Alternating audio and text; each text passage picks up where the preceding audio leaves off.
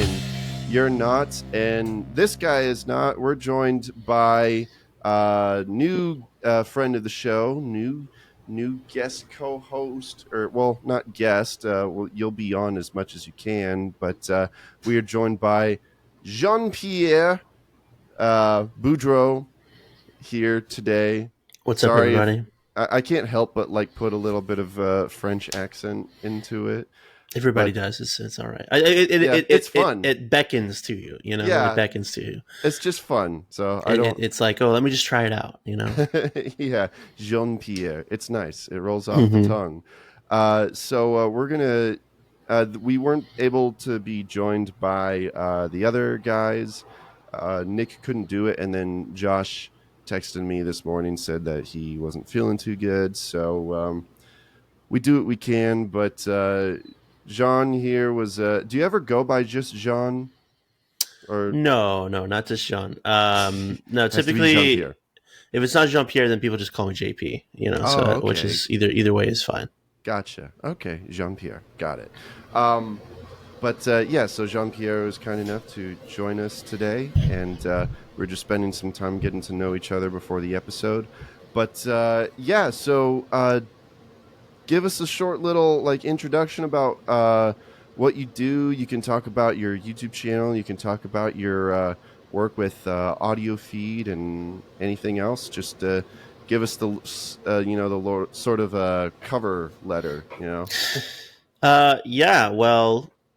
So I am currently based in New Orleans, Louisiana. Originally from Florida. My dad's from Louisiana, so we moved here when I was kind of in middle school, and we've been here ever since. I moved to New Orleans in 2018 after college, and I had a passion for filmmaking since high school. That's what I went to school for in college, even though the program there was kind of a joke. And then I been kind of doing that on and off, just either for clients here and there or for my own personal projects. I do a lot of work for my church as well. I'm like the main video person there. And essentially with audio feed, I got connected to Ryan Getz because of there's a Facebook group for my epic called Open Letter Posting that was started maybe right before COVID, during COVID, like 2020. I'm not really sure. And it was just a really great place to chat. And we used to do a lot of Skype calls, or not Skype calls. Maybe it was like Zoom. I can't remember. I think it was Zoom actually. Skype. Sorry, dating myself a little bit there. Who uses Skype anymore? Yeah, right? No, it's like using MySpace. Yeah. Which I was a little too late for MySpace, but same. I just but I can't remember the day that my mom made me a Facebook account. So, so I got connected with Ryan, and I think it was 2022. I kind of reached out to him, and I was like, hey, because on top of kind of helping out with audio feed, this is his first year doing that. He also kind of is the founder of pretty big music blog on the internet called Tuned Up, which is kind of focused on the Columbus scene, but also they're connected with a lot of other artists. Fun fact, actually, he's had a guy that I know here in New Orleans play at the festival that he puts on up there, Steadfast Fest, quite a few times. Nice. Named Latranium, does pop, kind of pop music inspired by the 80s and 90s. Okay. So it's kind of a cool, oh man, the world is so big but so small. So, but anyway, I reached out to him and I was like, hey, would you be interested in some content at the festival for Tuned Up? And the first year, I'm gonna be honest, it was really lame what I did. He wanted, we wanted to do some live videos. So I just set up a tripod with my microphone and everything and my camera. I just recorded a live portion of the set, but didn't really have the capacity to get proper audio out from the soundboard. So it actually sounded good. But I was like, whatever, we put those out. And then I did some edits here and there for the bands that I posted a lot of. And then last year I was like, you know what, we should do some interviews. So last year, what I really liked what we did, where we did interviews with certain artists, and then whatever artists I did an interview for, I'd also make sure to film their set, plus some other ones that were just friends of mine.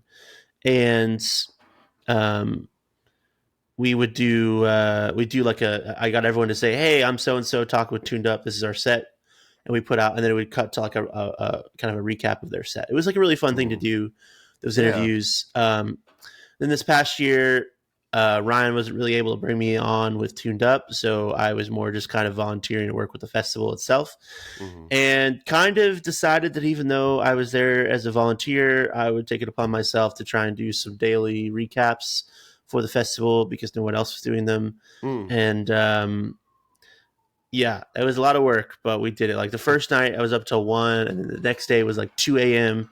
The next day was 3 a.m. Oh gosh. You know, and then by the last day it was like 3:30. So, but it was a lot of fun. You know, me and another friend, Corey O'Carroll of St. of Pine Hills / Pocket Shot / Windward / Kept on Hold. He was kind of the other main shooter for that, and we had a lot of fun just trying to figure it all out. And I think we put out some pretty good content. So yeah, I think it made so. the fest Those look like a cool recaps time. were fun.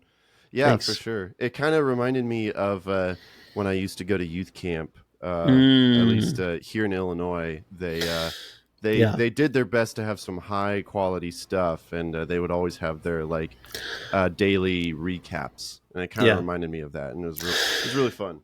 Yeah, I'll say in the getting into like music content, especially like doing like live like set recaps like that. It's never really something I thought about doing, but it's become legitimately one of my favorite things to do. It's especially in like the heavy alternative scene. Like, it's something I feel like I could do for the rest of my life very easily. But you know, it is a little rough when sometimes the people I'm connected with that would bring me on tour with them are friends, and I know what their situations are like, and you know, it's not always financially viable, unfortunately. But it is something that I've really come to really enjoy. And I think it was 2022. I actually got to go on tour with 2023, beginning kind of like March to April.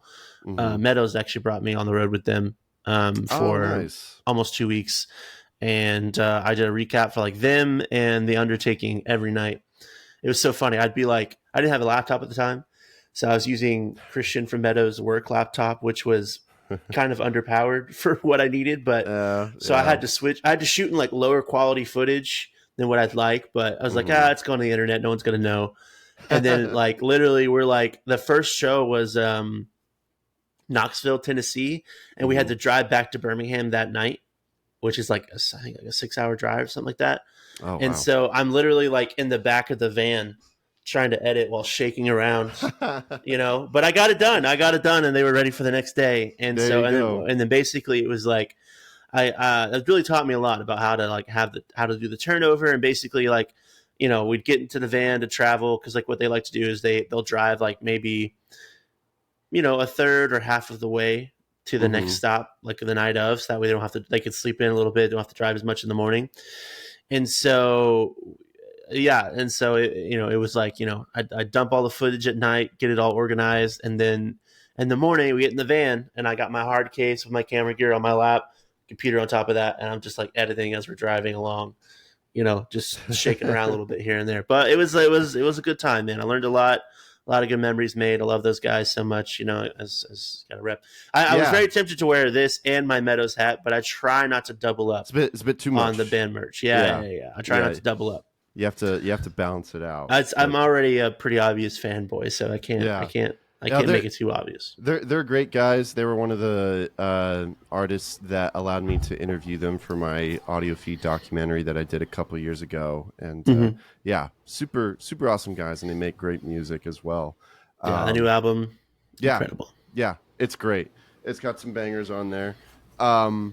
Okay, and so also you have a YouTube channel, so quick talk about that. Yeah, I kind of have I have two main ones. I have like my personal channel, has stuff I've done over the years, but the one I'm kind of building now is called Thanks for Letting Me Ramble, and it's the plan is to do like video essays as well as like, you know, eventually do some podcast episodes. And Why is it called Thanks for Letting Me Ramble? You may have already realized I can ramble a little bit sometimes. And so it's just and I, I have a lot of friends in my personal life that, sometimes they're not always wanting to listen to Right. my thoughts. And so sometimes it's like, okay, I just need a place to get my thoughts out. And so that's kind of what that serves as. So you need an avenue to pour those gifts into. Mm-hmm. Yeah. That's basically how it usually is. Like, kind of how I got into podcasting was with my friend, and we're just like, we talk a lot about stuff. We have a lot of opinions. We should start a podcast. And that's how it happens, The nightmare of many people on the internet. I love a good joke about, like, men just get to a certain age and decide to start a podcast. And I'm like, honestly? Yeah. What's wrong with that? I don't know. I don't know why that's a problem. Why is it a problem? No. You don't got to listen. I mean, there are some people who definitely shouldn't have a podcast. Probably yeah. Me, regardless of gender, yes, I've seen I've seen many people who I'm like, take their microphones away. But hey, I mean, if there are people listening, then it's like, I guess they're resonating with someone, Hashtag gatekeep podcasting again, I don't know. It's just become too easy, which is a blessing and a curse. Yeah, I mean, you can get a $50 a webcam and a $50 microphone that plugs into your computer, and you're halfway there. Yeah. See, now I'm allowing anyone who's watching this right now to leave comments, being like, "Yeah, you shouldn't have a podcast," blah blah blah. Like, well, probably, but but I'm doing it anyways because it's fun, and there's some people that seem to like it, so whatever.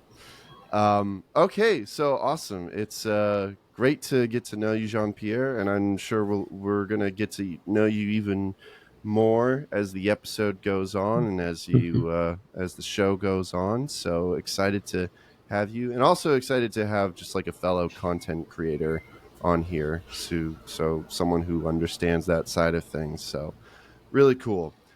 So all right, awesome. Forgot there's some other things to get to before we get to the big chunk of the episode. Okay, so yeah, today what we're going to be talking about today, we're going to be getting into some spicy stuff. It's been a while since we've had like a normal episode where we've had a long string of interview episodes, which have been great. But I've been kind of wanting to get back into a normal episode where we can just rant about whatever. So we're going to be getting into some controversial stuff.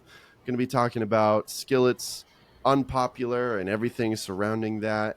And also something that I'm not really seeing many people talk about, and that's Aaron Stone from My Epic's interview on the BlackSheep Podcast and some statements that he made on there.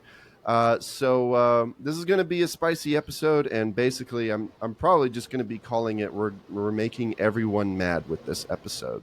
So probably we're attacking on all sides here. So but we're going to make it fun and all from a loving Christian perspective, and so it should be fun. But before we get to all that, today we have our album of the week, Jean-Pierre. I usually have a vinyl on display here every week. And so today we are joined by The Long Fall Back to Earth by Jars of Clay, which is a fantastic album. It used to be my favorite from them, but it has been since replaced by Much Afraid, which that's also a great album. Yeah, I don't know which album we had, but we definitely had one of their earlier albums on CD that we would listen to sometimes when I was younger. Nice. My mom kind of liked them until some of the stuff went down with the lead vocalist. So Dan's tweets, yeah. This is like before his tweets. I don't know. Oh, really? I can't remember exactly what it was, but yeah, it was. Maybe I'm thinking of someone else, but I do remember a point when it was like, yeah, maybe we don't listen to Jars of Clay in this household anymore. Yeah. I mean, I get that, and I've also been a little disappointed in some of the stuff that Dan has said, even since then. But like the music that they had before was so great. But yeah, it just seems to be a common thing, but we're probably going to be getting into that with Aaron Stone today. But I mean, yeah, Flood is a phenomenal song. I couldn't remember the oh name of yeah, it, but I had to. yeah, I it's had a to straight up look it up. jam. I was going to say it was probably the CD you were probably thinking about was probably their self-titled debut. That would make sense. That's That kind of would that have been kind of like the mid-90s? yeah, mid to late 90s, I think. I think it came out in 96, but I could be Yeah, wrong. that would But make that's sense because everyone's. I was born in '95, so then my mom probably would have bought that, and then Okay. it would have been part of the family CD collection in my early formative years. Yeah, I get So you. Yeah, it's the same. I had two older sisters, and they were big fans of Jars of Clay, but I didn't really get into them honestly until I turned 14, and it was actually the Long Fall Back to Earth. mhm. A friend of mine gave me a CD. He's like, "Hey, these guys are good. It sounds like the Killers kind of." And it kind of does. I'm like, this is really good, actually. I don't know why I didn't really listen to them a whole bunch before. But yeah, they've kind of become a Yeah, favorite for me I was. as of late. I will say, and we're about to try and get into the topics here, but I will say, like, I definitely grew up a little bit sheltered when it came to music. Yeah. It is funny we're talking about Skillet because I'm a former panhead because Mm, like I think my family. I think we went to some kind of I think it was a Jeremy Camp concert actually okay. back when Jeremy Camp was a little edgier Yeah. and he had Take "Take my My Life." life. Yeah, so Yeah. like which that song still slaps. I'm gonna be honest, that song Yeah. still slaps. I've never heard Yeah. another song from him that I liked, but just the Yeah. way he's like, Same. "Take my life, take my soul," just we gotta stop singing because you'll get copyright claim. Uh, Yeah. It's too but good. It sounds too oh good. man, you should hear my Scott Strapp impression. No, so I think they were on tour with him. Actually, Skillet was, and I Okay. think they were touring Comatose, and so they were kind of like they opened up the concert. It was at Wild Adventures in Valdosta, Georgia, which at the time was a couple hours drive from Jacksonville, Florida, Hmm. and which is like a theme park. And yeah, I think my dad especially really liked them, so we bought their Comatose CD, and I still have very fond memories of listening to that. And of course, now Sure. I like their older stuff, Right. but for a long time I was like, they're the best band in the world. And then I met my best friend Joseph in high school. Through his mom worked at my school, and he went to a different school, a year older than me, but we connected, and he introduced me to the glorious world of Tooth and Nail and Solid State Records, There you and go. nothing was ever the same. So, Yeah. yeah, And you turned your back on Skillet. it took a little while longer, but eventually. But Yeah. we'll get to that. Yeah, sure. Awesome. All right, and other some other quick things. My other podcast, Podwood Forecast, that I have with my friend Mitchell, where we talk about things that we like, from movies to video games and such. You guys can check that out. As always, Ooh. we have our last episode where we talked about the Spyro the Dragon video game trilogy, and pretty soon we're supposed to be working on a Talking Heads episode, so stay tuned for Hmm. that.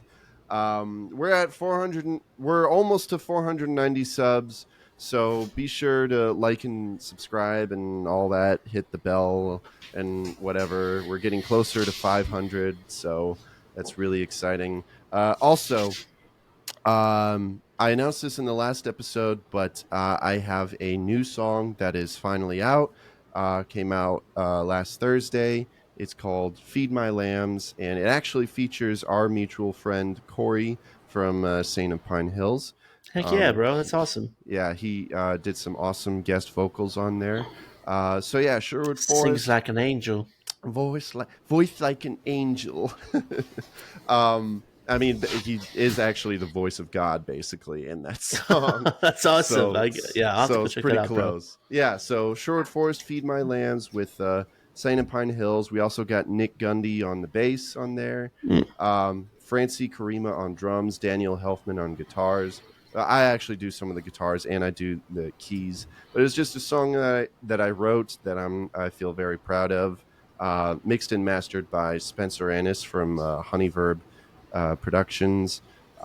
So please go check it out. People seem to like it so far. So Yeah, and more music will be on the way soon.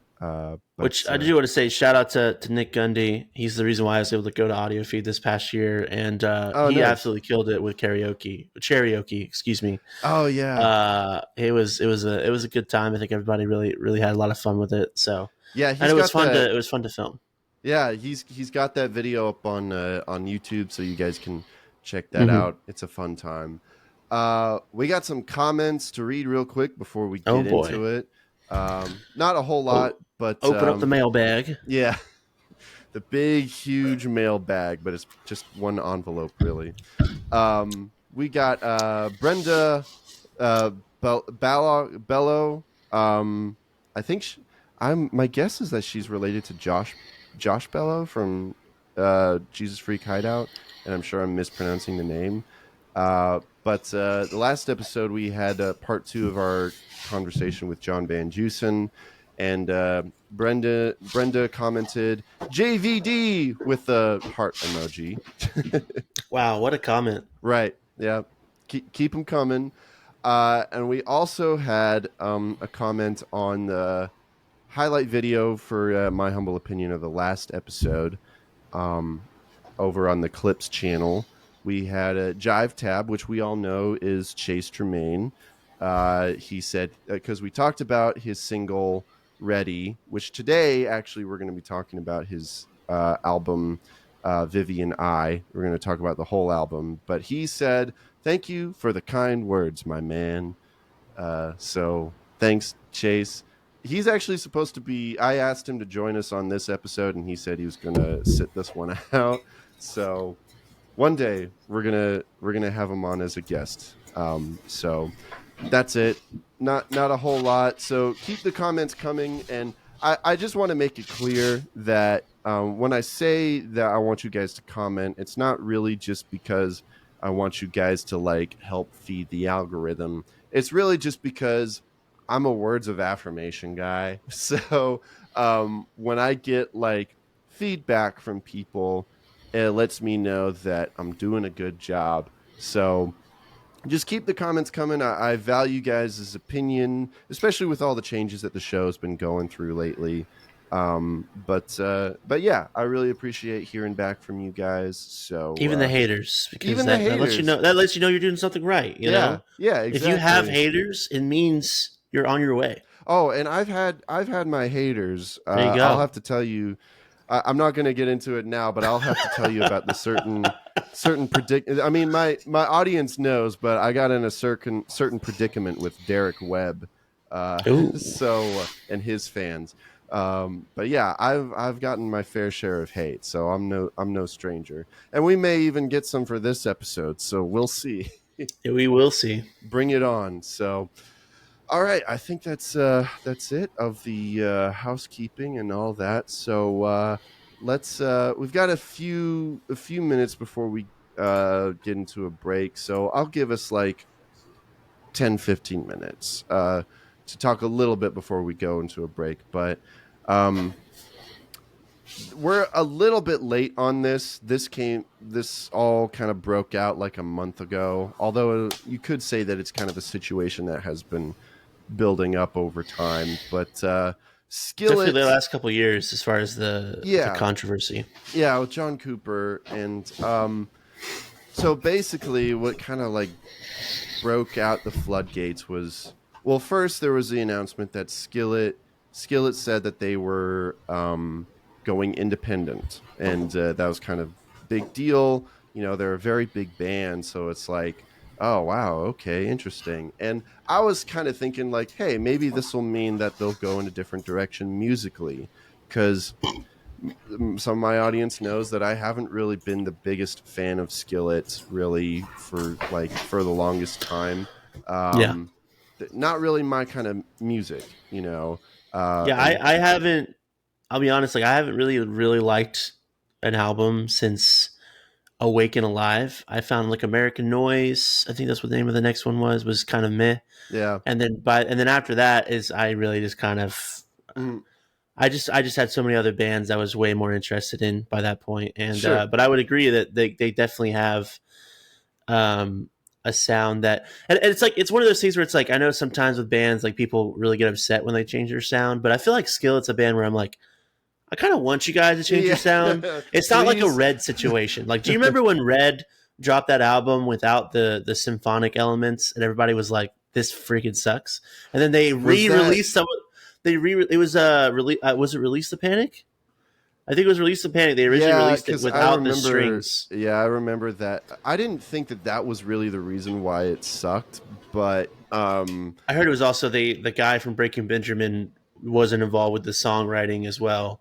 Might have been one of the reasons. I didn't even know that he was involved, but interesting. Something like that. Like, but I do remember me and my friends at the time, which, I mean, I think Red is a band that I think they're still making pretty good music to this day. They're like the antithesis to Skillet in my mind. You know? And I normally don't even really like that kind of music, but I was a big Red fan, and like when I kind of like listened back to them, I was like, oh, this is actually still kind of good, and kind of like Breathe Into Me still slaps. Yeah, it could be released today, and it would be a hit. Yeah, and I love timeless. Innocence and Instinct, and was it Till We Have Faces? Oh, that's a great album too. Feed the Machine. Oh, dude, so good. Yeah. Even their most recent one, Rated R. Like, I haven't listened to it extensively, but I haven't listened to it. I thought it was pretty solid.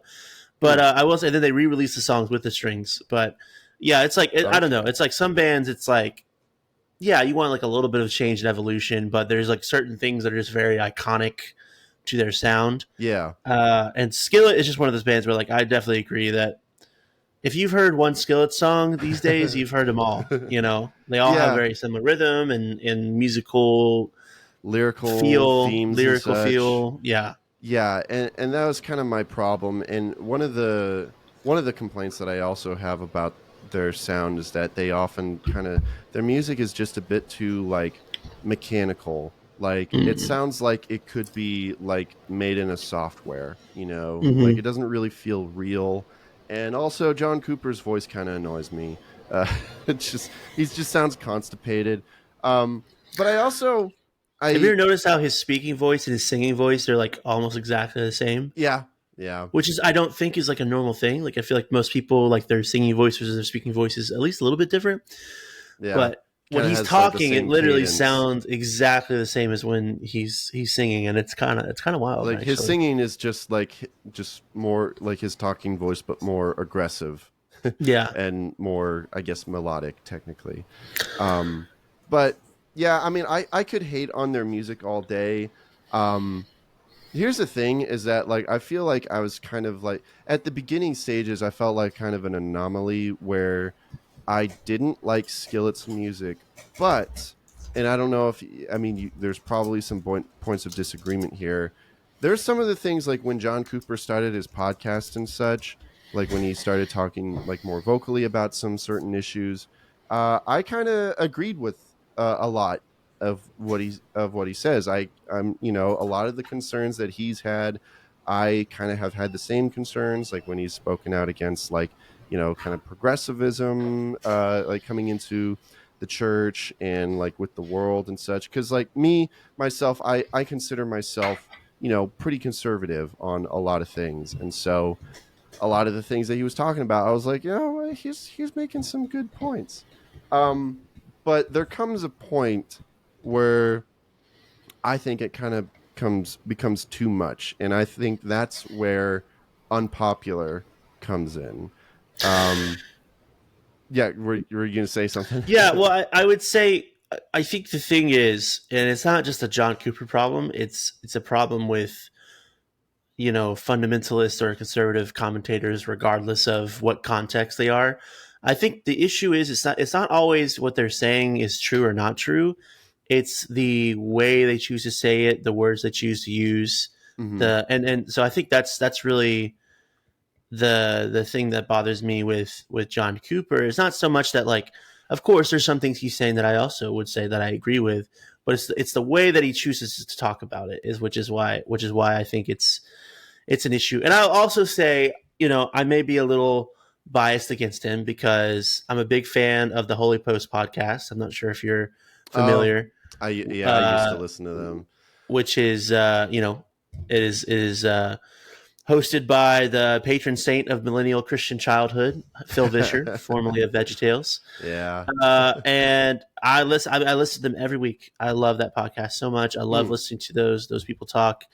And they, a while back, they did an episode talking about some comments that John Cooper had made recently. And he, on tour, is like in the green room, and he did like a hour and a half rant about their podcast episode the entire time, including like very specific, like one of the people on the show, Caitlin Shess, she's kind of like our age. And they're like, he literally was like, he like made fun of her for like 5 minutes straight, like talking about the faces that she was making. Just, it was very bizarre. And like, for somebody who acts like he's like too cool and doesn't care what people think, he just seemed really butthurt. I'm not gonna lie. You know, I was just like, dude. So I think of all the things, you know, that was honestly something that like he really lost me on, just because I am such a big fan of the Holy Post. But yeah, I don't know.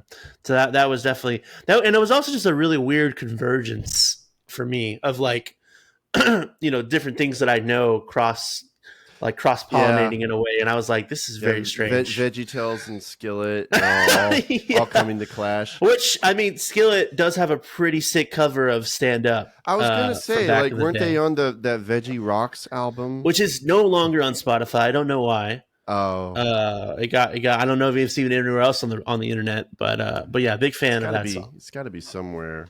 Probably. But yeah, I remember that whole thing because which I have to say, I think I kind of found myself in the middle of that whole altercation, because I remember I stopped listening to the Holy Post like a while back, just because I don't know, I felt a little weird about some of the things that they were saying about like Trump supporters and such. But I kind of found myself in the middle of that, where it kind of seemed like that because they were talking about like the topic of like deconstruction and such.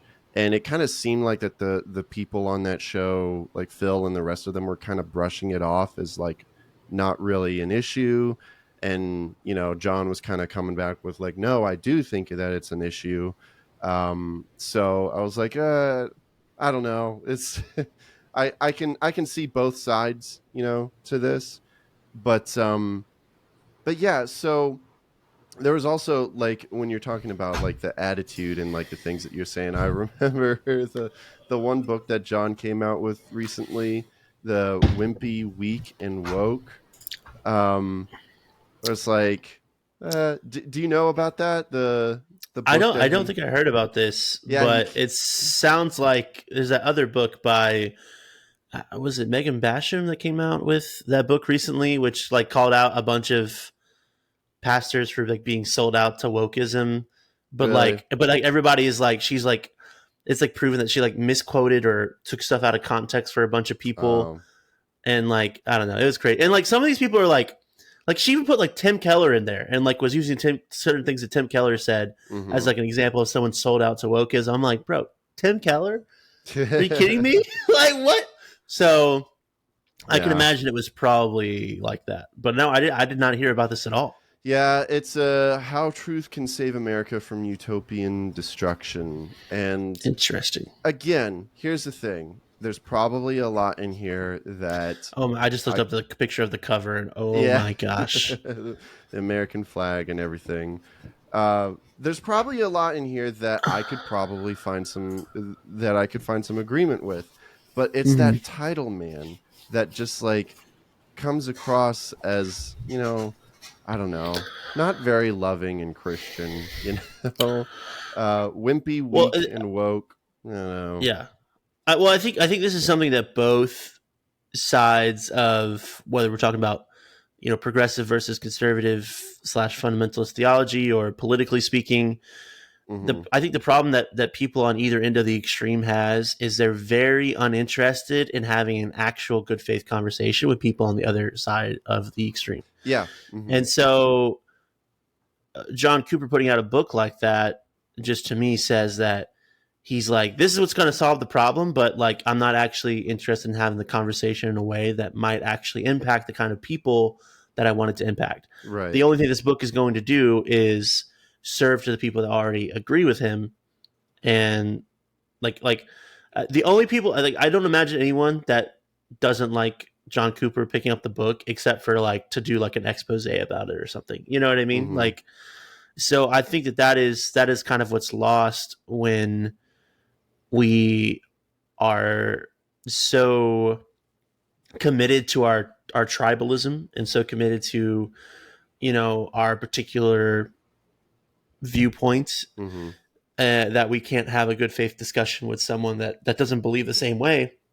Yeah. And, you know, and so, yeah. And I think that's definitely one of the things that, that again, like, I think both sides in the situation can have some truth to them. But I think that Mm-hmm.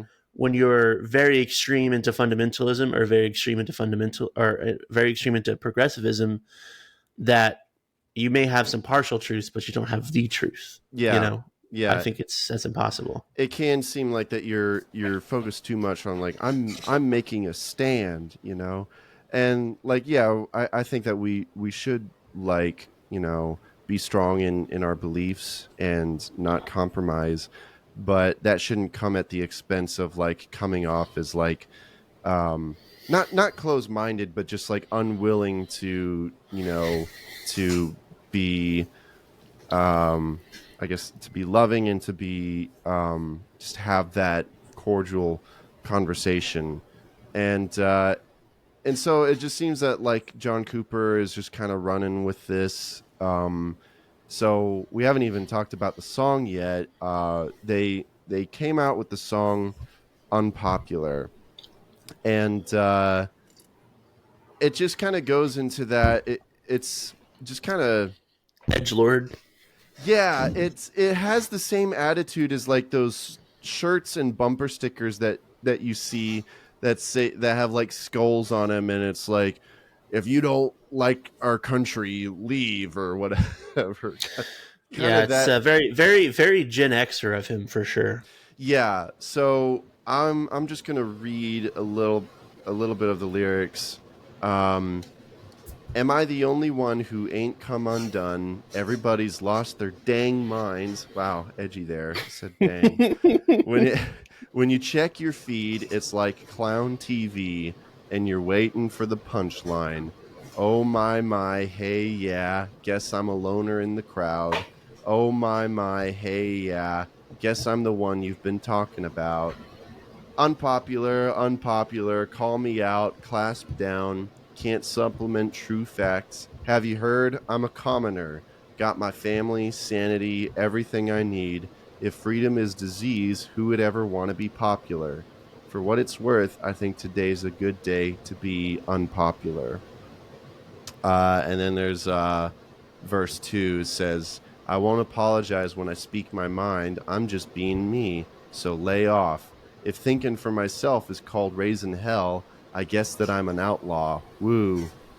Which, there's some bad lyricism in there, I gotta say. Also, apparently this song had 3 songwriters, from what I'm seeing. So I'm like 3. Oh, really? You know, it was...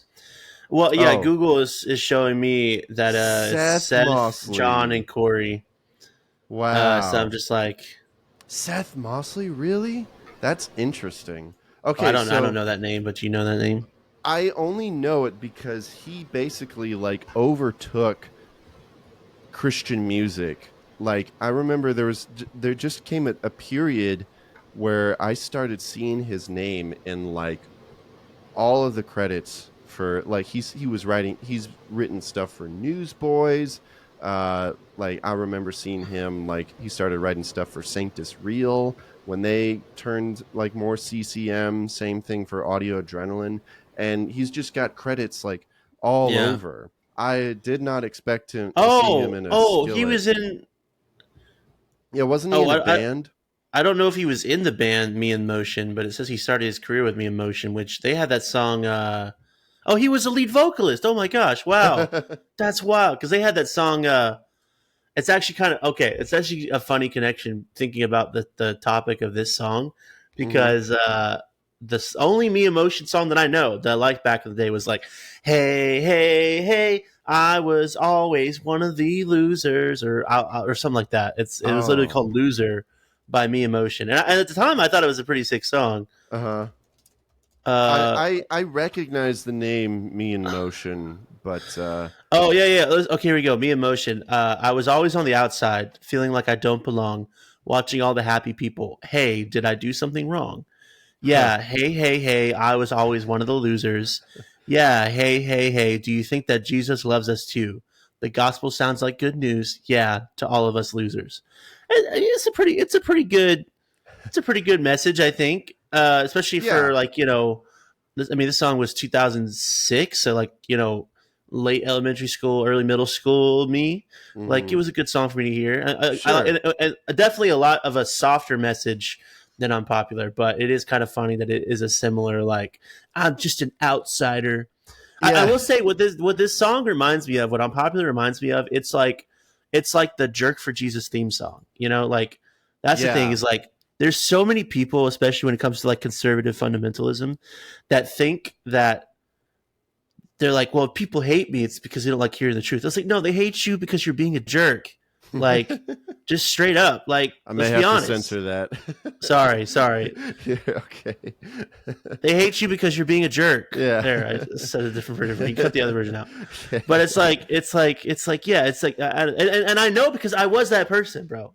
Hmm. Like when I first really got just, to use a very Christian term, on fire for the Lord, Hmm. like the summer before my freshman year of high school, I went into high school. I was like, I'm going to get everybody saved. Like, there's going to be revival in this school. And I was a bit of a Bible thumper. Not going to lie. Like there's a verse in Proverbs that says, "He who has knowledge, he who has zeal but no knowledge is as a fool." And that was me, Mm. straight up. Like I was very zealous.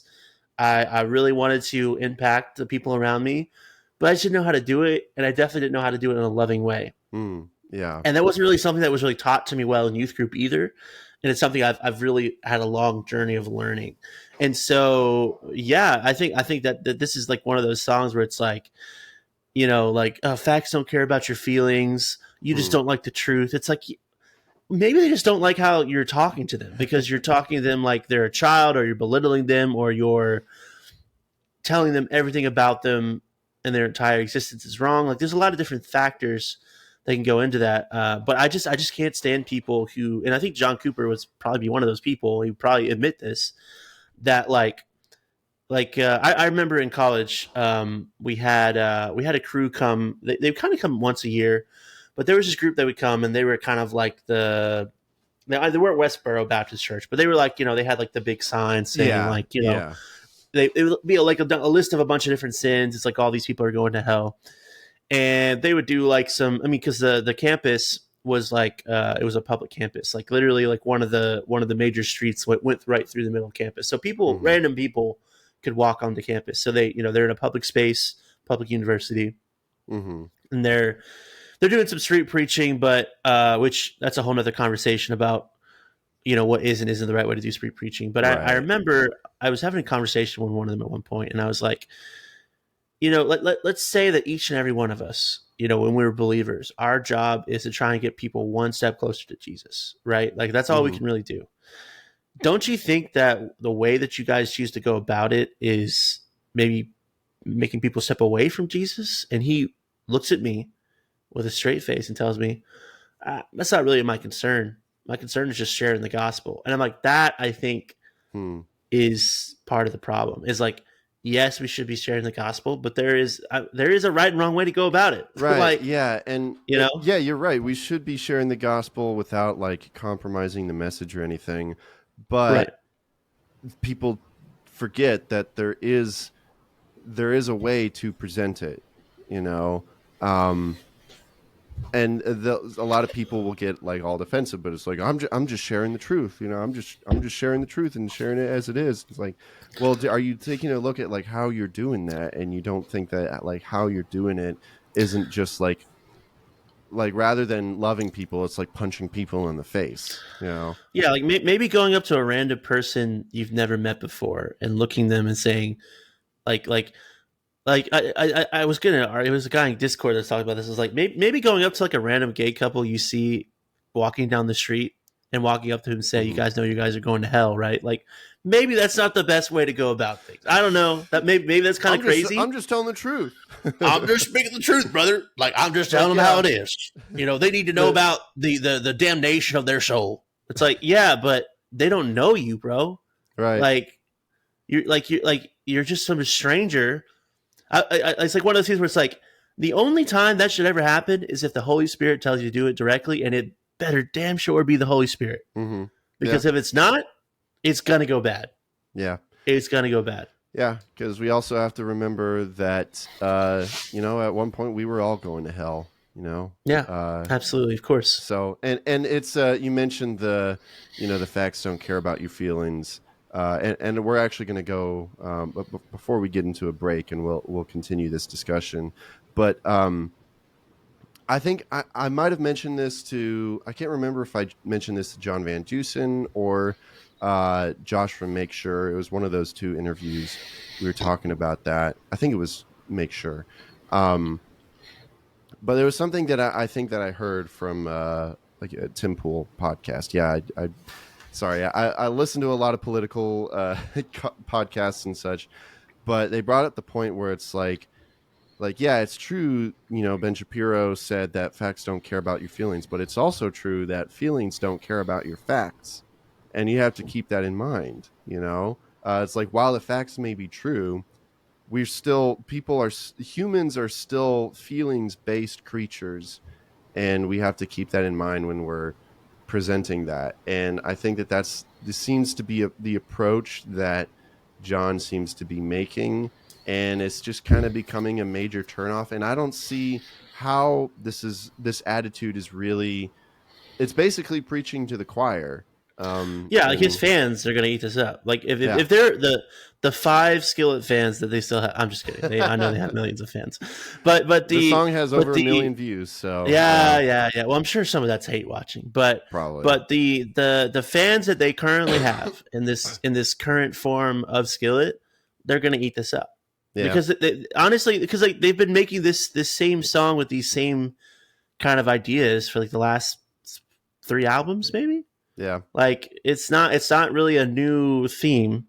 Yeah, that's kind of why I kind of found myself in the middle of the backlash, because I will say I'm a part of this Facebook group called Christian Metal, and when this song came out, everybody was talking about it, and were some of the people like, "Wow, I love this new metal song from Skillet," and it just makes your skin crawl.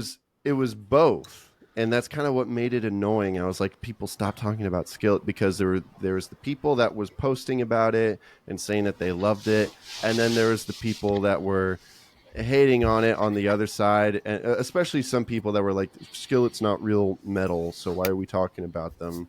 And it's just people just on both sides, and I'm just like, can we just stop? It's just ban all posts about Skillet, for a little bit until it calms down. And so I kind of, unless we're talking about anything from Awake or Alive and before, right? Okay, yeah, that we can talk about. Yeah, or even I loved their early stuff. But I mean, I would, as much as I have a nostalgia for Comatose, I think Collide is arguably their best album, and that's not a hot take at all. That's like the warmest, coldest take imaginable. That Collide is their best work they ever did. Well, that's something that most people can agree on. Then there's something on this episode.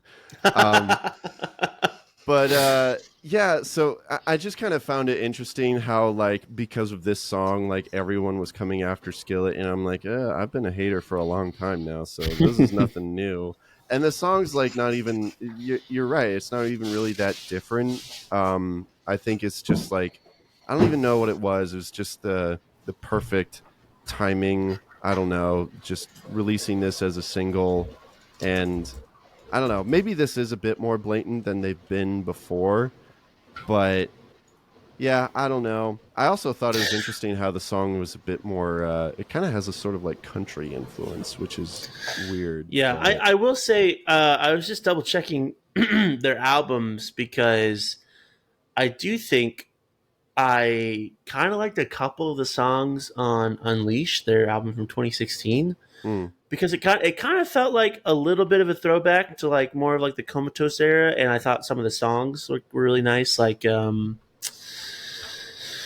think there was one called like Feel Invincible. I thought was pretty solid, and I really liked Stars, which was kind of a bit of a softer song. But then most of the other ones just all kind of sounded the same. But I did think that album was, I liked a little bit of it. Like and then I literally hadn't really even listened to Skillet in forever. But then Victorious came out, and I was like, oh my gosh, like this kind of sucks. Dominion is all kind of the same stuff, Dominion. So.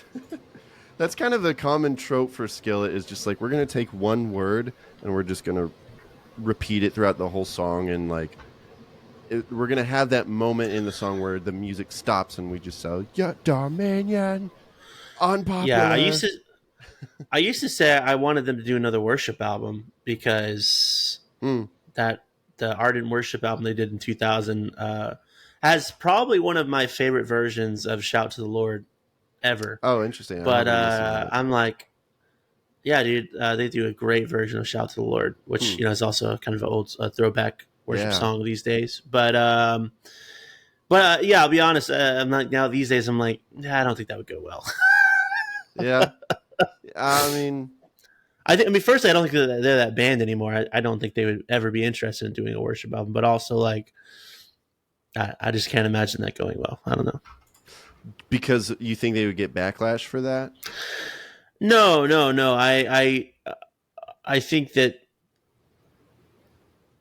there's, I don't know, maybe they would choose like songs that kind of like worship songs that kind of fit their same like facts don't care about your feelings vibe. I don't know what songs they would pick, but or they had like talking. Let's say it's a lot, because like the Ardent Worship is a live album. So like say they did another live album and they had like parts where they're like talking, and I'm sure they would say some things that I'm just like, it's a little rough. I don't know, but who knows? We'll never know. Who knows? I mean, I doubt that they would even listen to us, but to our advice. But you'd be surprised. It's like next week you find a video of John Cooper in the green room ranting about this freaking ginger Clifford today.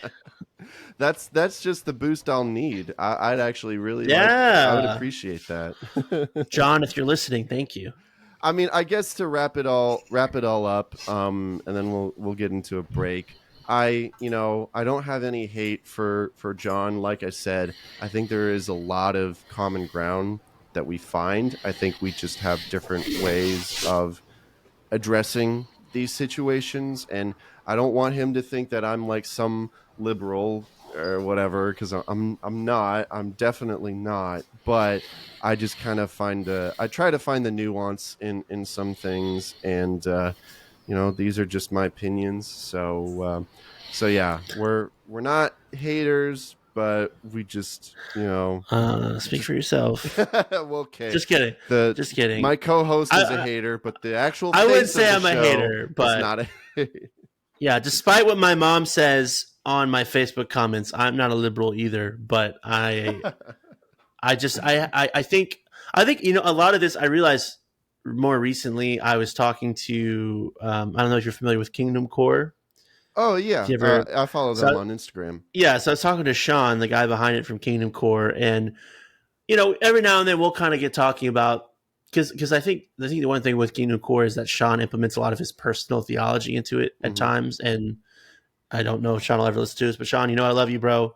And we've talked before about how it's like, I think it'd be better to have a more diverse team helping him run it, because then it's like, because sometimes those are the posts that always get him the most flack, is whenever he really pushes his kind of more conservative fundamentalist Calvinist theology, which I'm up for discussing whether that's the best kind of theology to have or not. But when you're trying to build a huge platform, maybe and I would say the same thing if he was like super progressive as well. It's like, hey, maybe not the best place to get that niche and specific with some of the things you're saying. But one of the things we always talk about is he's from California, and so I've had other people like, I also really like Ruslan on YouTube, and he lives in California, and sometimes they're talking about things like, remember Ruslan was talking about this kid that got he's suing a school because he got kicked out for wearing a shirt that said there are only two gingers. And me, born and bred Southern boy, I'm like, that's incredibly cringe. Yeah. Like you are like I look at that as you like because I think especially because his dad's a pastor. I look at that firstly like that's kind of unChrist-like. Secondly, like it's just cringe and edgy for the sake of being edgy. And thirdly, I'm like, I just I see the mindset had to have been you wanted to pick a fight, but they gave me a good perspective. The reason why they were so for it is like you have to remember like in California or at a more liberal like state like Illinois where you are, like little things like that. It's like that's not the like that's kind of like really going against the grain of what the popular culture in those areas live. Where someone like me, I see that and I'm just like. I just see another uber fundamentalist conservative that's never had their Christian bubble popped and thinks it's funny. And again, because I was that person, you know? And so I do have to sometimes remind myself that there is a difference. And like, I have to understand that something that you might see as like, so like even you saying like, yeah, we probably find a lot of common ground. I look at it as I don't think I would find much common ground necessarily beyond maybe some of the very, very basic like points that he brings up, mostly because I'm just so used to being around people like that who could care less about understanding other people, you know? And I think that's really where it comes from is like just the way he says things, the things that he says, I just look at it and I see it as somebody who isn't interested in having a good faith conversation. And I just can't stand that kind of thing anymore, you know, because there's just too much of that. Yeah, I get that. And that's a good point. It really is all about perspective. And I think that's kind of like one of the downsides to the internet is that we expect all cultures to be the same. But even, you know, in America, like you said, you know, wherever you are, it's different. And yeah, you're right. In Illinois, it is very different. I'd say it's like very mixed, like with conservative and liberal. It's still the Midwest, yeah. Yeah, and you know, and I've had my altercations. I've had my you know, I had band members leave me because I had certain opinions and such, and so that kind of jades your experience and kind of makes you a little bit more tougher around the edges, I guess. But yeah, I think I do my best to find the middle ground where it's appropriate.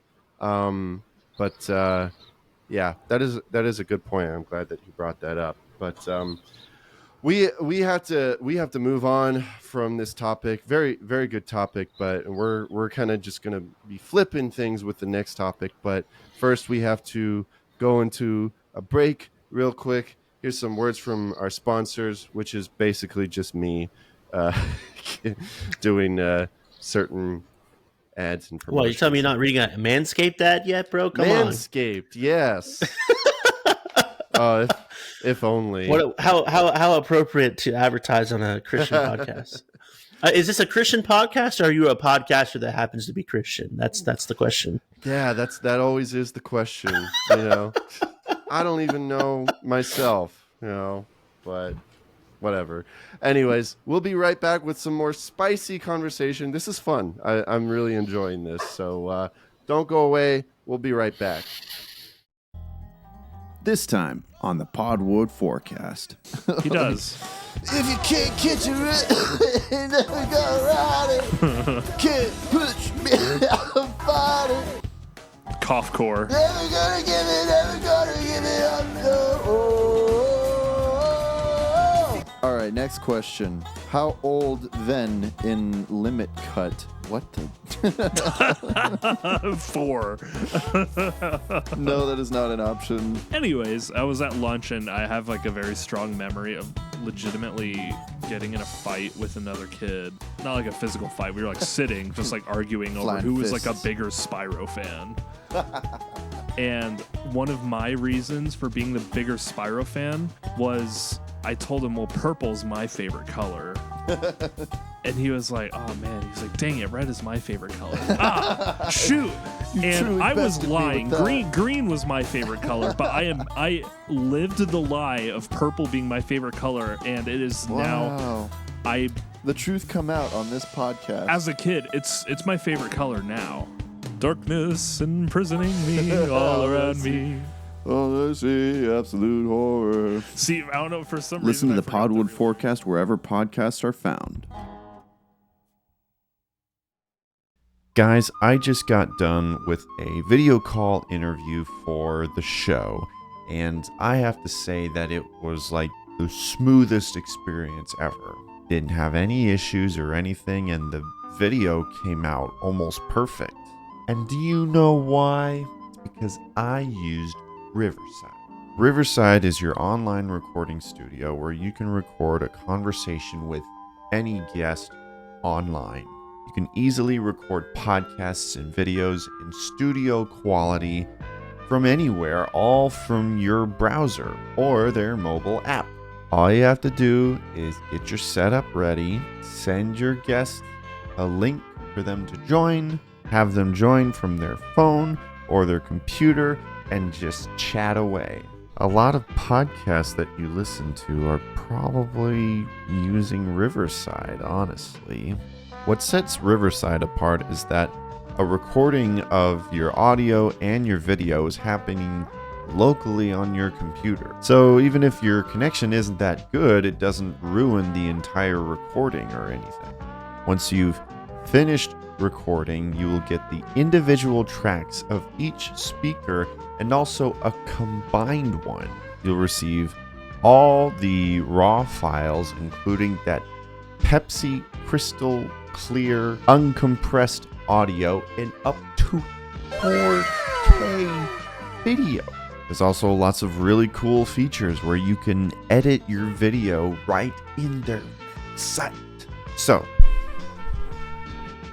you're a YouTuber, a podcaster, or streamer, or a content creator of any kind, and you want to have high quality conversations with your guests, please use my link in the description and sign up for Riverside. If you want to support me and the channel, please use my link since I end up getting a cut from the sales. I'm not joking. Please support me. Sign up for Riverside and start recording today.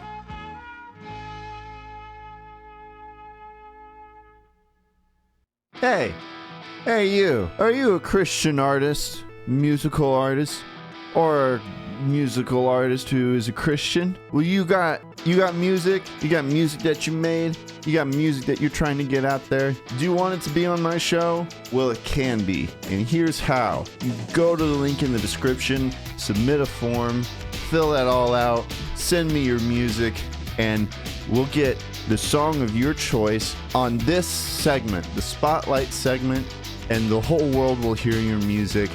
And it's gonna be great. And I'm out of breath for some reason. Be a Spotlight artist today. Maybe not today, in the next episode. But it's gonna be fun. It's completely free. All I ask is that you promote the show, promote the episode that your song is on, and that's it. That's all I ask. But I want to support you. I want to support other Christian artists and get your stuff out there. So, yeah. Let's do it, baby. Spotlight artist, become one. Be it. Yeah. That's the ad.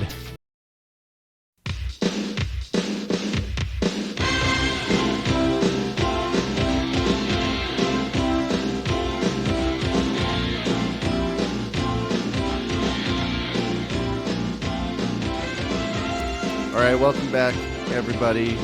We're back. We're so back, as the kids say. We're gonna be, like I said, we're gonna be switching the conversation a little bit, flipping the tables.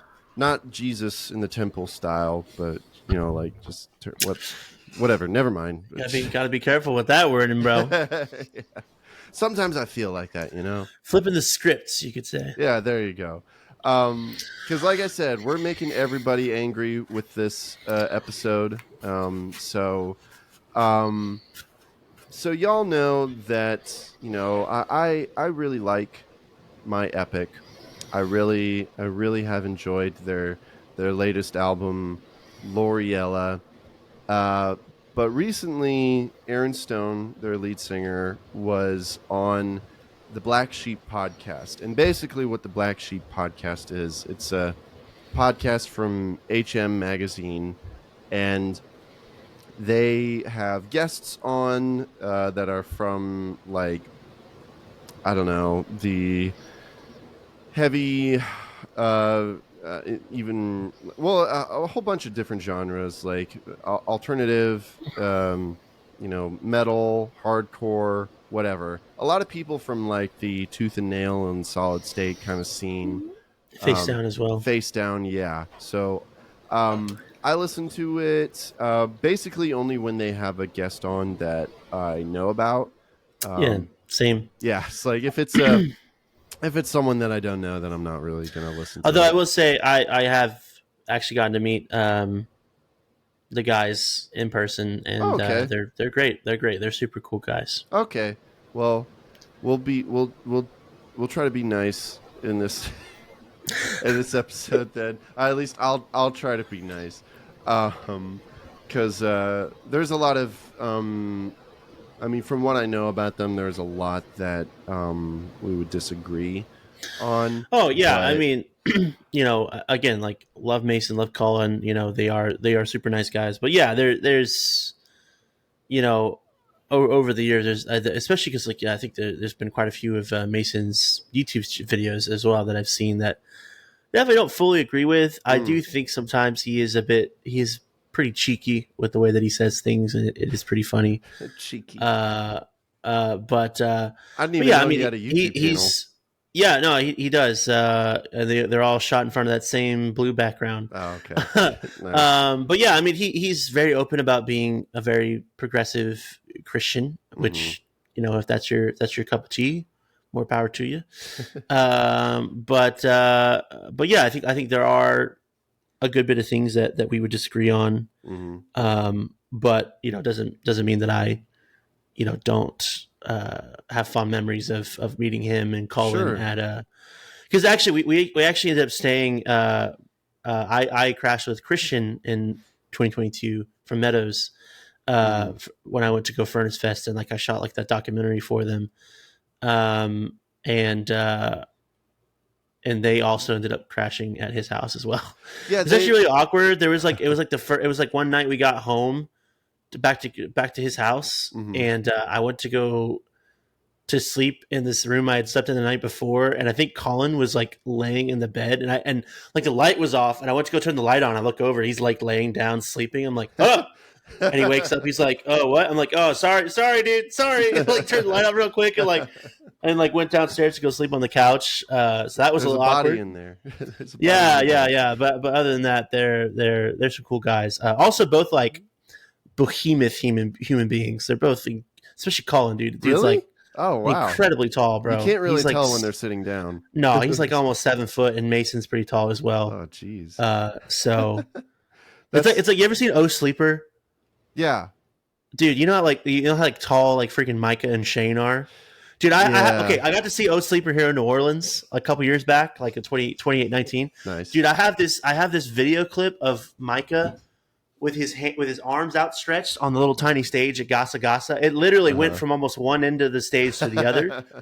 And he just looked, he just looked like a freaking Viking, dude. It was kind of scary. Actually. That's the there's nothing worse as a 6 foot man. There's nothing worse than meeting someone that makes you feel short.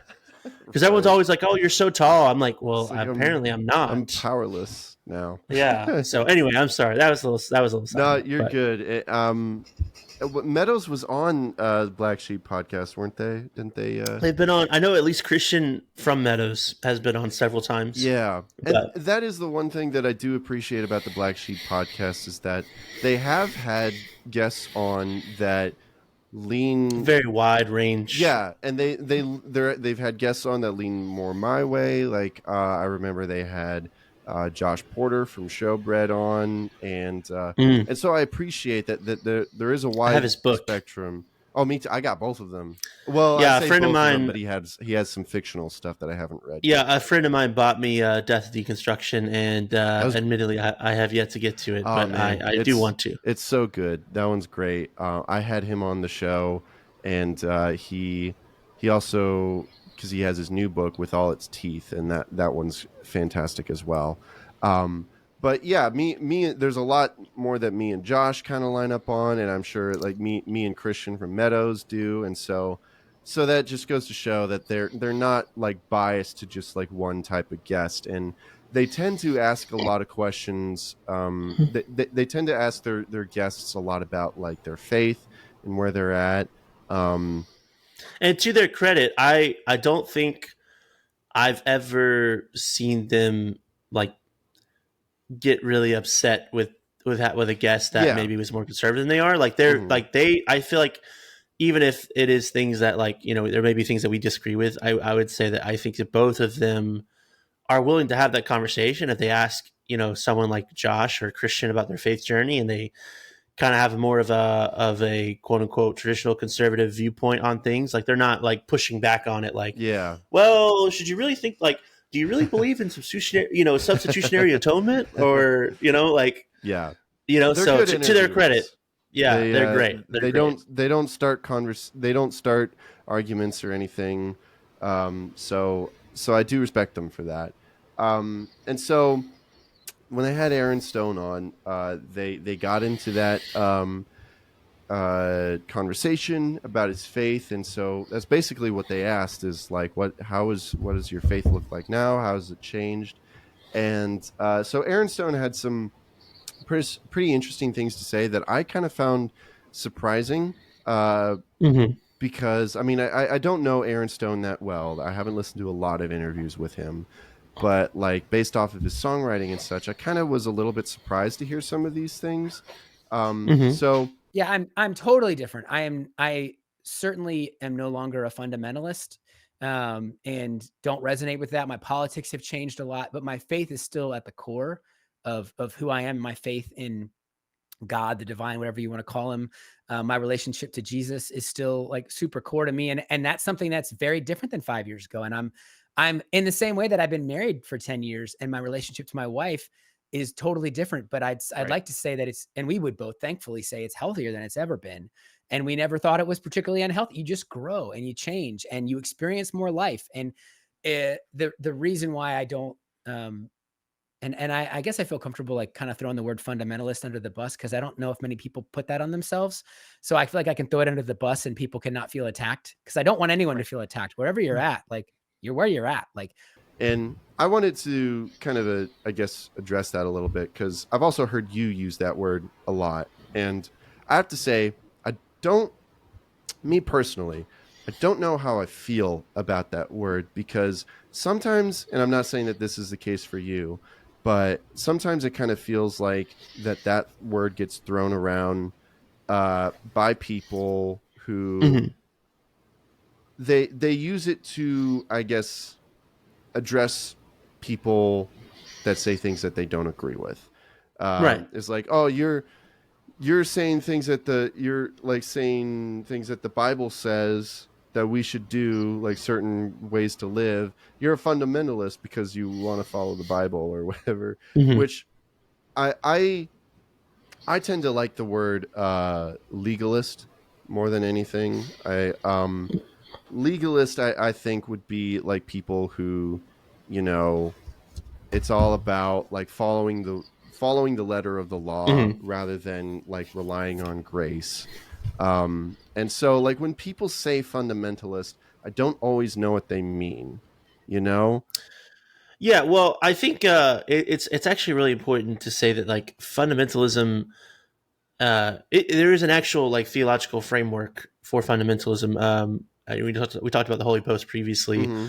They actually did a really good video about this, where they talked about like the history of evangelicalism and how in the early 1900s there was a split between fundamentalism and what is known as kind of like new evangelicalism. So basically like Bob Jones versus Billy Graham, essentially, right? That's kind of what it comes down to.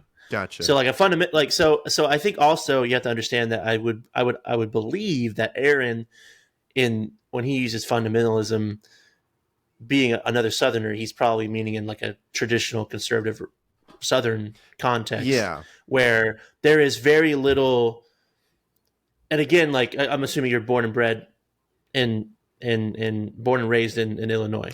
I'm assuming, right? For the most part. I was born in Illinois, but my dad was a pastor, and a lot of my childhood was us moving around a lot, mostly in the Midwest. But I have lived in Bloomington for in Illinois for the larger part of my life. Yeah.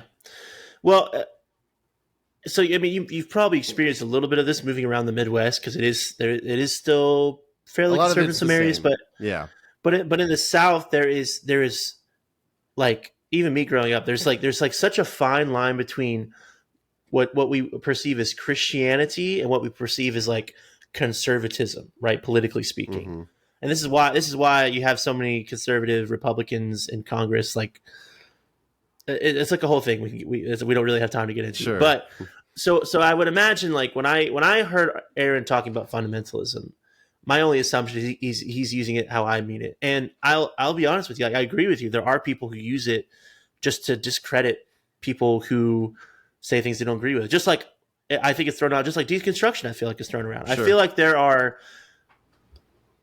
this might be a little controversial to say, but I feel like every single believer should go through deconstruction to an extent, because we all need to get to a point where we're formulating our faith for ourselves. Yeah. Right. Yeah. And that requires a process of going through, what do I believe? What do I not believe?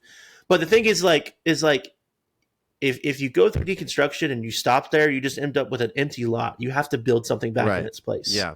And I've said so the reconstruction is what's so important. Yeah. I've said similar things here on this show. I think the problem is that the term deconstruction is so it's so loaded, and it's been kind of hijacked by like TikTokers and people on Instagram. Well, just like the word evangelical, right? Yeah. Evangelical to the average person is more of a political indication than a theological one. Yeah. And it's one that I've kind of been on the fence about. Do I consider myself, because other than saying I'm just a Christian, I think more specifically, I do fall under the, evangelical Pentecostal kind of avenue.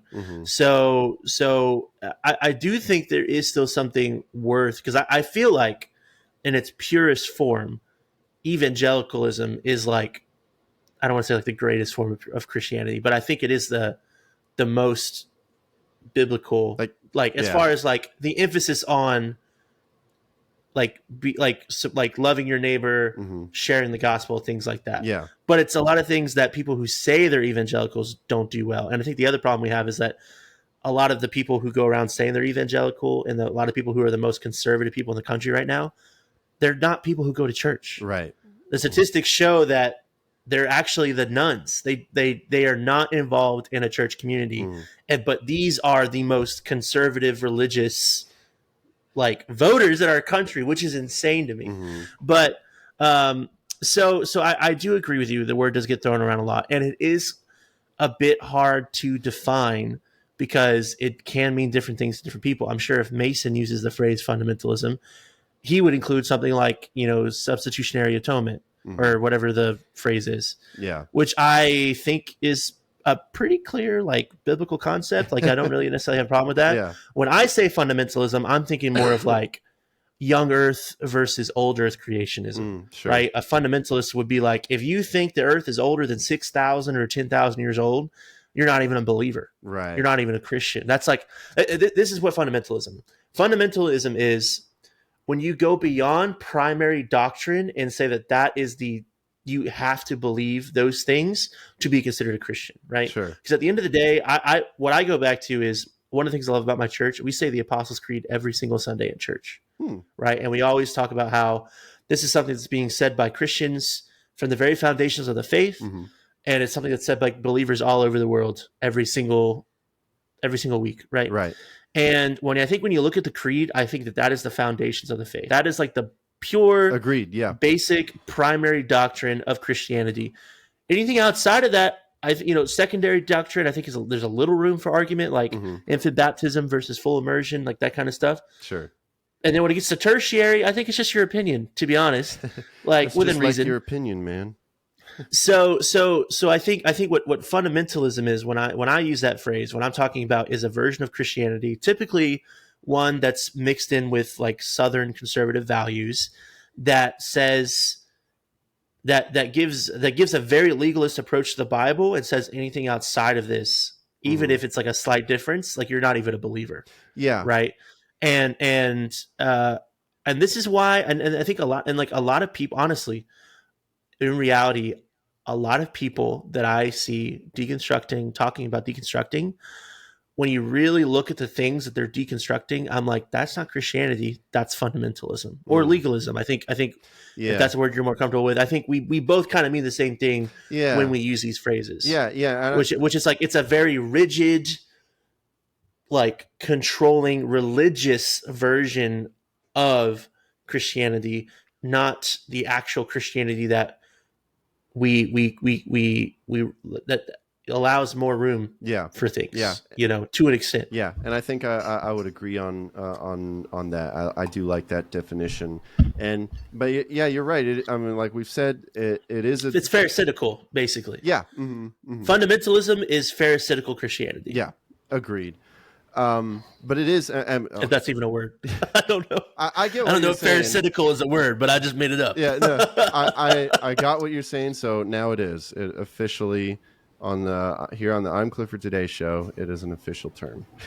But yeah, I can agree with that, but it is tricky because and I guess we're talking about like, well, what is Aaron talking about when he says fundamentalism? Because it is true that. Because I wonder, like, if I talked with Aaron, which, by the way, I met him briefly at AudioFeed, and he seems like a really nice guy. There is a part of me that wonders, like, if I had a conversation with Aaron, would he call me a fundamentalist? Because of the things that I believe in, and I would hope to say, and he seems like a pretty open-minded guy, and he, he talks later about the experience that he had at a church that he worked at. But we'll get into that. So basically during this interview, Aaron was asked about a video from over 10 years ago, which I couldn't find. But it was apparently in that video I don't think it was a video. I think Colin was there, he said. Oh, well, they mentioned something about it being in a video or something. Oh, okay. I thought Colin said he was at the event that this happened. He might have been there, but it also might have been a video. I don't know. Okay. But either way, it was a moment in time that happened. Whether it was filmed or not really sure. But Aaron had been asked if he would ever write a song condemning or affirming the homosexual lifestyle. Which, basically. Pause. Weird question. It is. I mean, I don't I don't know why, especially if this was 10 years ago. Even now, I'd be like, it's kind of a weird question. But 10 years ago, it's like, bro, like, why are you asking an openly Christian artist if they would ever make a song pro or anti LGBTQ plus marriage? Like, that's just a weird question, bro. But to me, it's also not really that surprising because, I don't know, there's some people who are in that camp who they want people to affirm them, they want their favorite artists to affirm them, yada yada yada. So I mean, I don't know, or it could have been the opposite. It could have been it's very much the opposite as well. There's people who are like, you've got to be blatantly and openly against it, which is also weird to just kind of like come out with that out of the gate. I don't remember specifically what your like full drawn out answer was, but it basically was like along the lines of like, I think we should just love people, period. And at that time for me, I was very immature in my understanding of the world. And it allowed me to kind of go down the road where I could actually change my mind and be like, you know what? Yeah, there's no certain group of people out there that actually deserves hate. And so loving really is the best way to go, and maybe even go beyond just like a tolerance or acceptance, but also this idea of affirmation and which he had to add that at the end there because it's like I'm mostly there with you. Like, yeah, we should love people, we shouldn't hate anyone, but that doesn't mean that we have to affirm them. that's my opinion. So Colin came up with that question, and well, I guess it wasn't really a question, but just kind of addressed. Well, it was because he was, he was like kind of like it was really impactful to me at the time. Like, would you kind of feel the same way? Yeah. And Aaron kind of goes into how he'd probably answer it differently. Yeah. I think that's the thing that, and again, this word might be loaded in a different way than I'm loading it, but like, I think of fundamentalism is like, no, these things are true, and we can't. It's kind of anti-change. It's not that I'm against solid. I think truth is solid, but I also think that things have to grow. And I'm a progressive. I believe that I think that everything's moving towards something beautiful. In the pain, that is at the core of my beliefs, and that's what I'm fighting for. That's what I think we're supposed to be living for and rooting for, is like truth and good and beauty and anytime those things are coming to light. So that remains the same for sure, of like, what does it mean to follow that? And yeah, I mean, if you disagree with someone, which like the whole specific question you brought to mind of like, the fact that the band is affirming or whatever, like, if you want to talk to somebody and be heard, 99 times out of 100, like loving them and listening thoughtfully is the move. Like, I've had just enough experience to say, sometimes there's another option, but most of the times, like, man, if you want to be heard, and if you want to love, and if you want to, and also, man, if you want to be heard, then you need to understand. Listen. And if you want to understand, then you need to listen. And you will be surprised at how you change. And when you asked me that question last time, when I answered that question, I was working at a large church, and that was a lot of cognitive dissonance there, because I loved those people, but I was already a progressive in a lot of ways, and they were fundamentalists in a lot of ways. And what we had in common was the love and the trust for each other and the agreement on some core things in our faith. But that was so I was also having there was a lot of cognitive dissonance in my own heart, because there was things that I was feeling conviction about. Oh, I think this thing might be different than I thought. And I couldn't look at it. I was like, It's already hard enough to be so different. And if I think about that, we're never going to, if I keep going down that path. So it's amazing how I just think for anyone there are things I never want to change. Like, I always want to be a loving person. I always want to seek truth. I always want to be a good friend. I always want to be true to Missy. Like, being progressive doesn't mean like, tomorrow up is down and down is up, but it is meaning like we're supposed to be moving towards an even greater understanding of the truth and of whatever kingdom come is supposed to look like. And I want to be a part of that. And now I think I've become willing to accept that and appreciate that, and so then the question is like, well, how do you know where the line is? And like, how do you decide? It's like, well, you always had to decide. You had to decide before, but you just didn't admit it to yourself. Like, you can't outsource your beliefs. You can't say, well, like, because my senator says it, or my pastor says it, or my dad says it. Like, this is the argument like a lot of Nazis try to use in their trials afterwards. Like, well, yeah, I pulled the lever, but like my sergeant told me to. Like, we hold them accountable. No, but your inner convictions told you shouldn't be doing what you were doing, and you did it. And so the big, I find, and what some of this record talks about, is like realizing that you have to decide what you believe and what you think is, for a lot of us, paralyzing at first. Like, no, I thought that was all sorted and I just agreed with it. Like, no, that world doesn't exist, because you are taking ownership of what you believe and what you think. And so it can feel paralyzing at first, but the truth is it was always that way, that you are having to agree that you agree with this person. Like, that's your choice. And that's like, yes, maybe the truth is solid, but your perspective to it and your consent to it is yours and yours alone to hold. And I've watched a lot of people when they realize like, oh, I don't want to have to decide that stuff. I don't want to have to choose. Like, well, you do. Like, you do have to decide, because there's a billion people who will tell you a billion different things about life, God, the universe, and everything.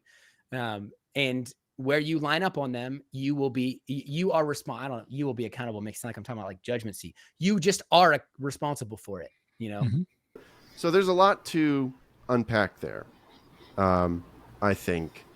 And my first reaction is like, I'm listening along with it, and it's like, I'm kind of there with you, and I'm kind of following along, but there's just some cliffs that he jumps off that I just can't really follow. for me personally. And I guess the things that I agree with is that, I mean, of course, everyone agrees that we need to be, loving towards people. And Well, you can't say everyone. well, Everyone should agree. everyone should agree. Yeah. But yeah, you're right. Yeah. I guess when I say we all, in terms of like everyone, that because I think that everyone thinks like me, so we all need to be loving.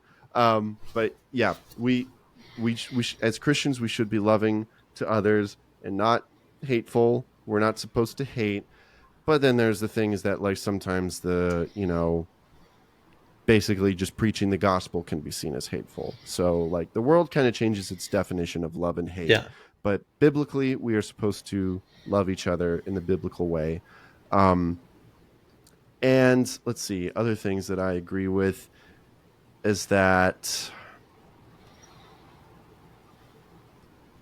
I agree with the fact that our faith needs to be our own, and that we don't believe the things that we believe just because someone told us to, just because our parents tell us, just because, like he said, our senator or our pastor even.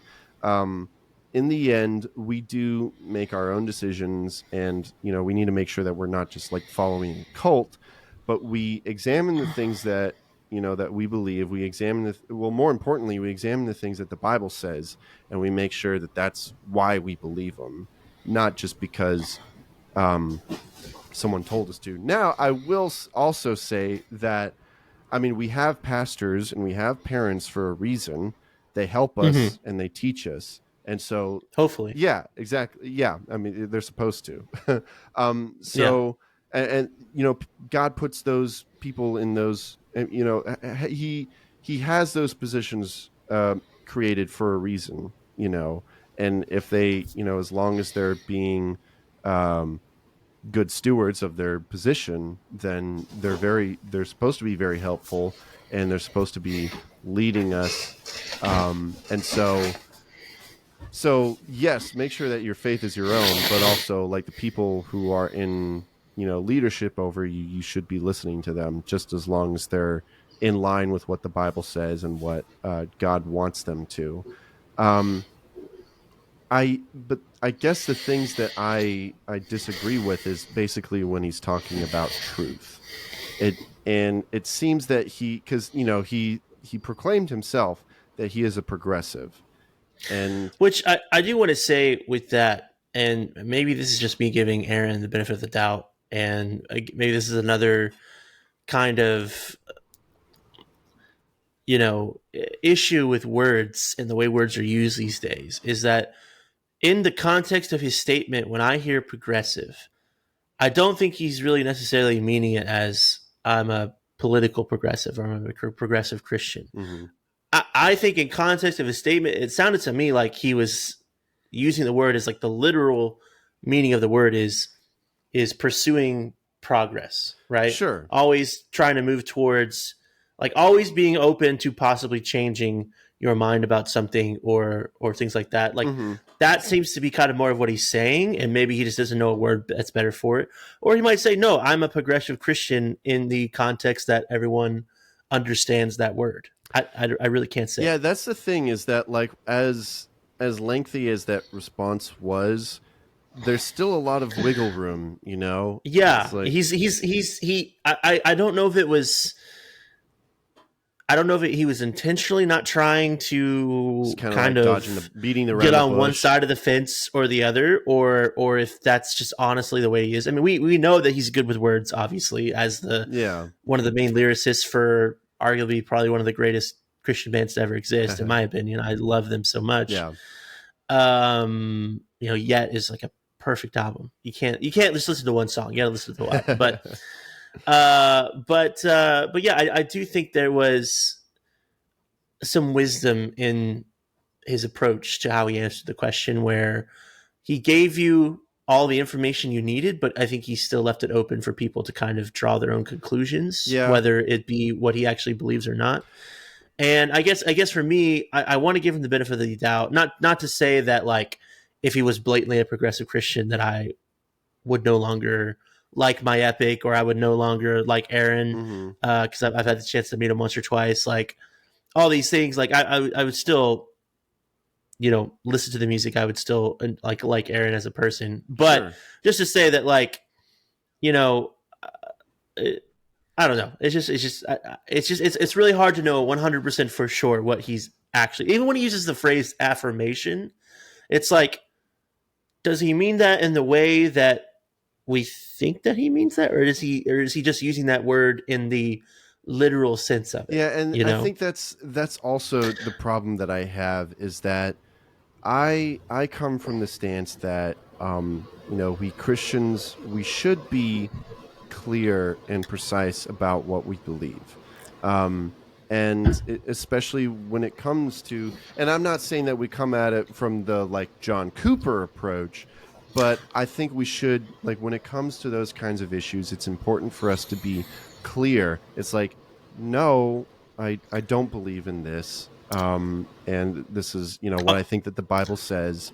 Although, to be fair, I would say that he is on a podcast with two people who, as far as I know, are still professing Christians. So maybe he feels there's a little more room for, like, the mystery of things, right? Like if he was on a different podcast with someone who isn't a Christian, maybe he would be more direct and open. But because he's with two people that, so far as I know, are still professing Christians, even if there are things theologically we would disagree with, that maybe he felt there was a little more room to not be, quote unquote, as direct as maybe we would like. Sure. Yeah, and maybe as the listener, maybe within like the conversation, he didn't really feel the need to be precise, but I don't know. It's just kind of frustrating. You could have felt put on the spot as well, because it was like an interesting question to bring up specifically. Yeah, it's a hot button issue, and I understand. I guess I just I've heard so many like interviews, like what was it? It just kind of annoys me with like Carl Lentz from formerly from Hillsong, when he was like on live television and they asked him a lot of the hard questions. I think he was asked about abortion and they always do this. Yeah, it's like, what are your thoughts about this? But it kind of annoys me with the answers. Is like, oh well, that's more of a personal thing. That's between you and God. And it's like, no, the Bible is very clear on these issues, and we need to say it like it is. Again, not in like the John Cooper fashion, really, but it's just like, this is simply it. This is simply what the Bible says, and this is what I believe. And I'm not trying to go out of my way to offend people, but the nature of it is that the gospel in its nature can be offensive. And that's just how it is, because, we as humans, we're sinful. And so when we're called out on our sin, we get offended. But we're not really like trying to like hurt people's feelings, but yeah, it's just sometimes just how it is. And what the end goal is, to bring people to repentance and to bring people to, under the grace of God. And so I think that's a very important calling for Christians, and it can just be so frustrating when people are beating around the bush, mostly just because they don't want to be, they don't want to offend people, and they don't want people upset with them. That's definitely a possible reason, but I think the other thing too is just like the being stuck in a gotcha moment, it's like, and then like not wanting to give them the soundbite they're so obviously looking for. Sure. Yeah. I mean, I think a really good example of this is Jonathan Rumi of The Chosen went on The View a while back, and a lot of people gave him flack for it, and they really tried to corner him on a few things, and I think he was really, really good at giving them non-answers and like kind of refocusing the conversation. So that's I think sometimes that might be what's it was really good. They they tried to corner him like, oh, it's so nice to have a Jesus that actually looks like Jesus would have looked like, and not a white Jesus. And they tried him with that. I think they maybe tried to touch on like some other kind of hot button things. And to his credit, you know, he was very gracious and kind of like, oh yeah, you know, and then kind of changing the conversation so they didn't get caught up and get him caught in a soundbite, Right. you know, because that's all they want, you know. Yeah. Is they're like, oh, look at Jesus, you know, look at what Jesus did the chosen. This is your you know, Jesus. So.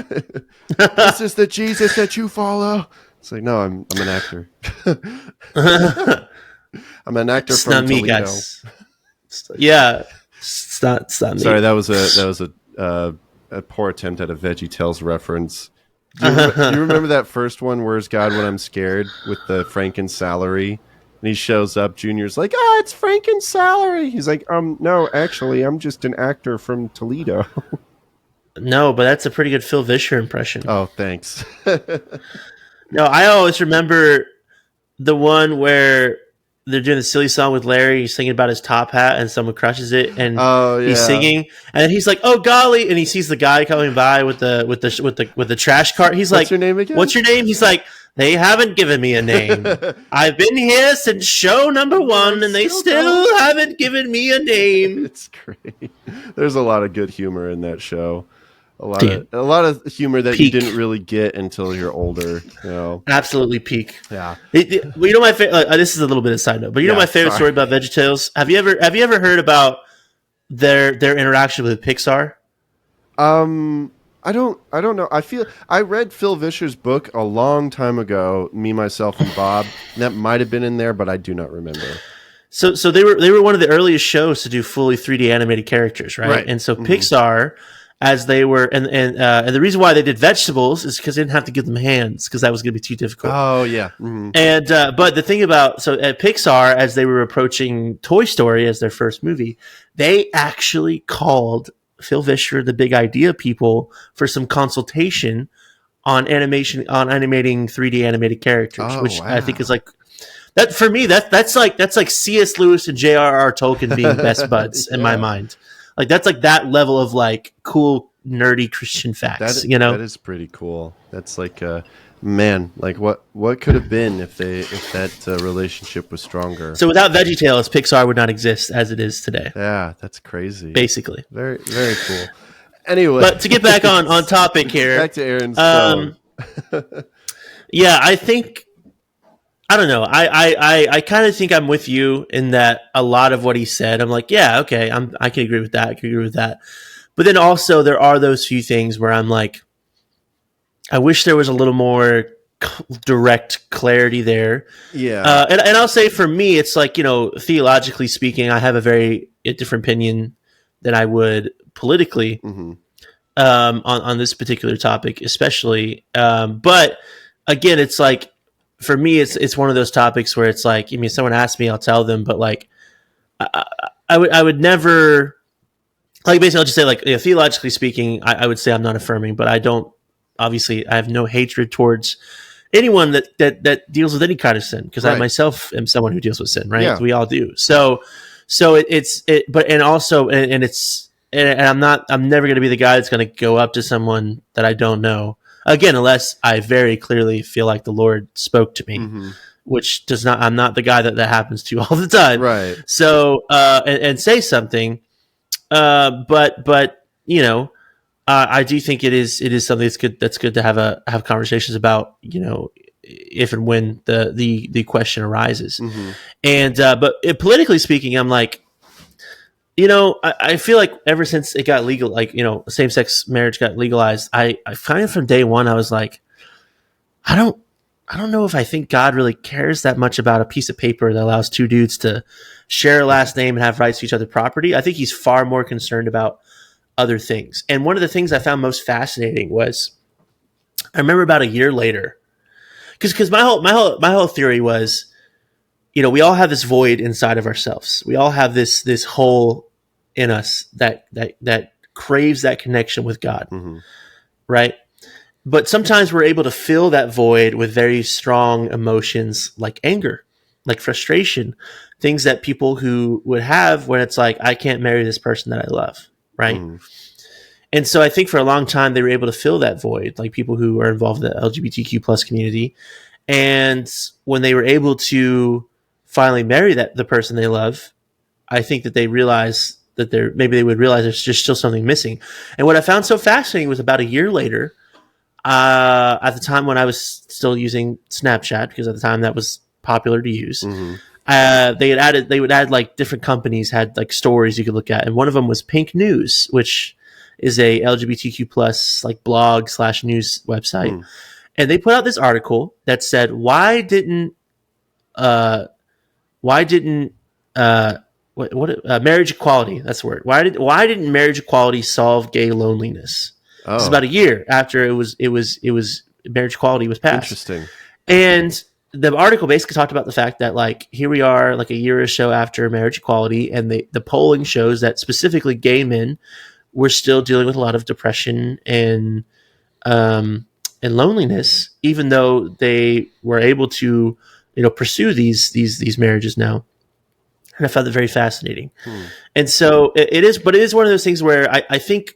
And this is kind of another thing that kind of comes back to like the fundamentalism conversation, is like a fundamentalist Christian is like a lot of Christian nationalists are like fundamentalist Christians. And I have a lot of very strong opinions about Christian nationalism, because I really see it as, I think when Christianity gets in bed with political power, it always produces like a bastardization of Christianity. Yeah, I'm against Christian nationalism myself. But it's which I'm like, I loved all this stuff we're just talking about. We're just like, I can ramble all day long. But like even thinking back to like the Olympic stuff, whether it was or wasn't the Last Supper, even if it was, the Skye Peterson on the Holy Post podcast brought this up recently. He's like, if it was the Last Supper, they were mocking Christianity. That's a very French thing to do. You're talking about a country that lived for a millennia under very strong Catholic rule, where everyone was forced to follow that.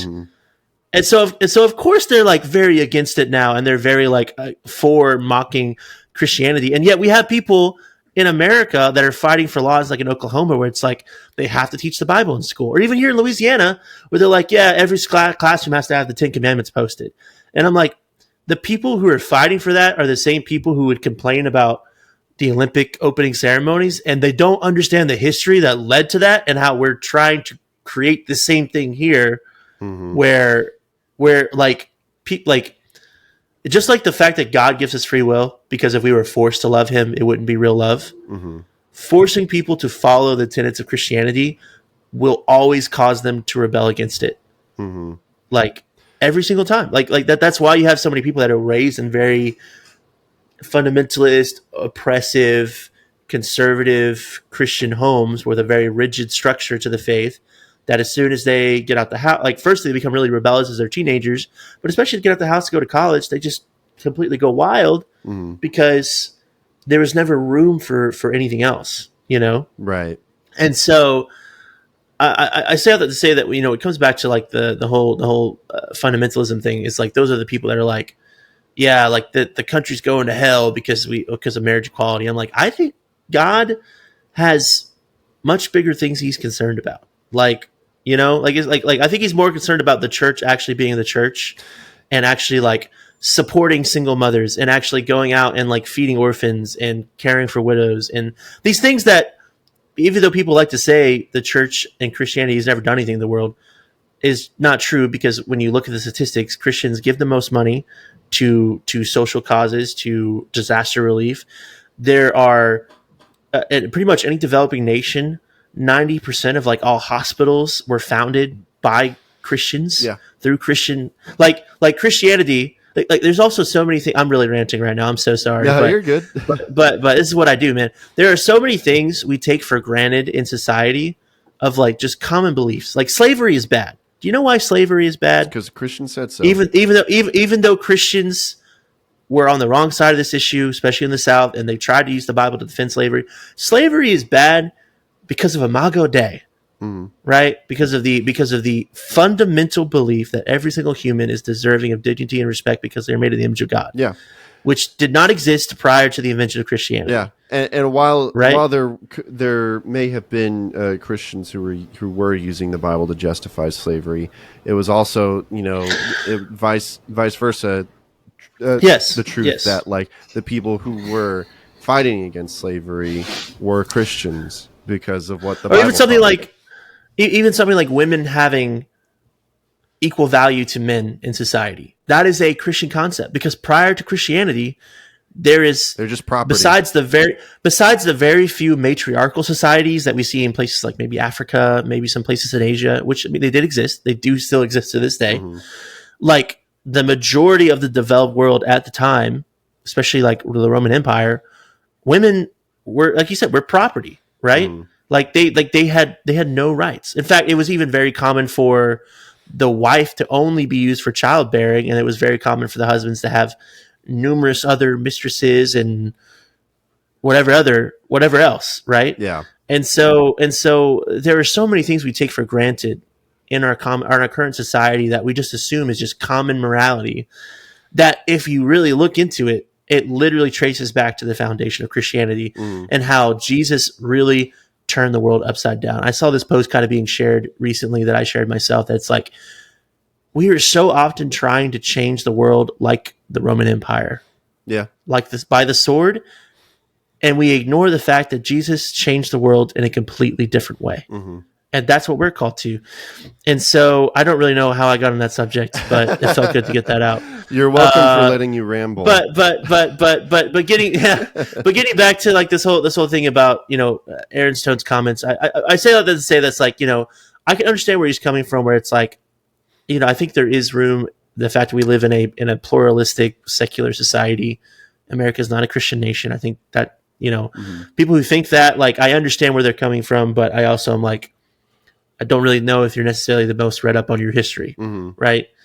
Because it was the reason why people came to America in the first place from Europe was to pursue religious freedom, and that is one of the foundational things of this country. And love it or hate it, like the freedom that we like, freedom of speech, the same thing. Like, love it or hate it, that is. If you don't like it, leave.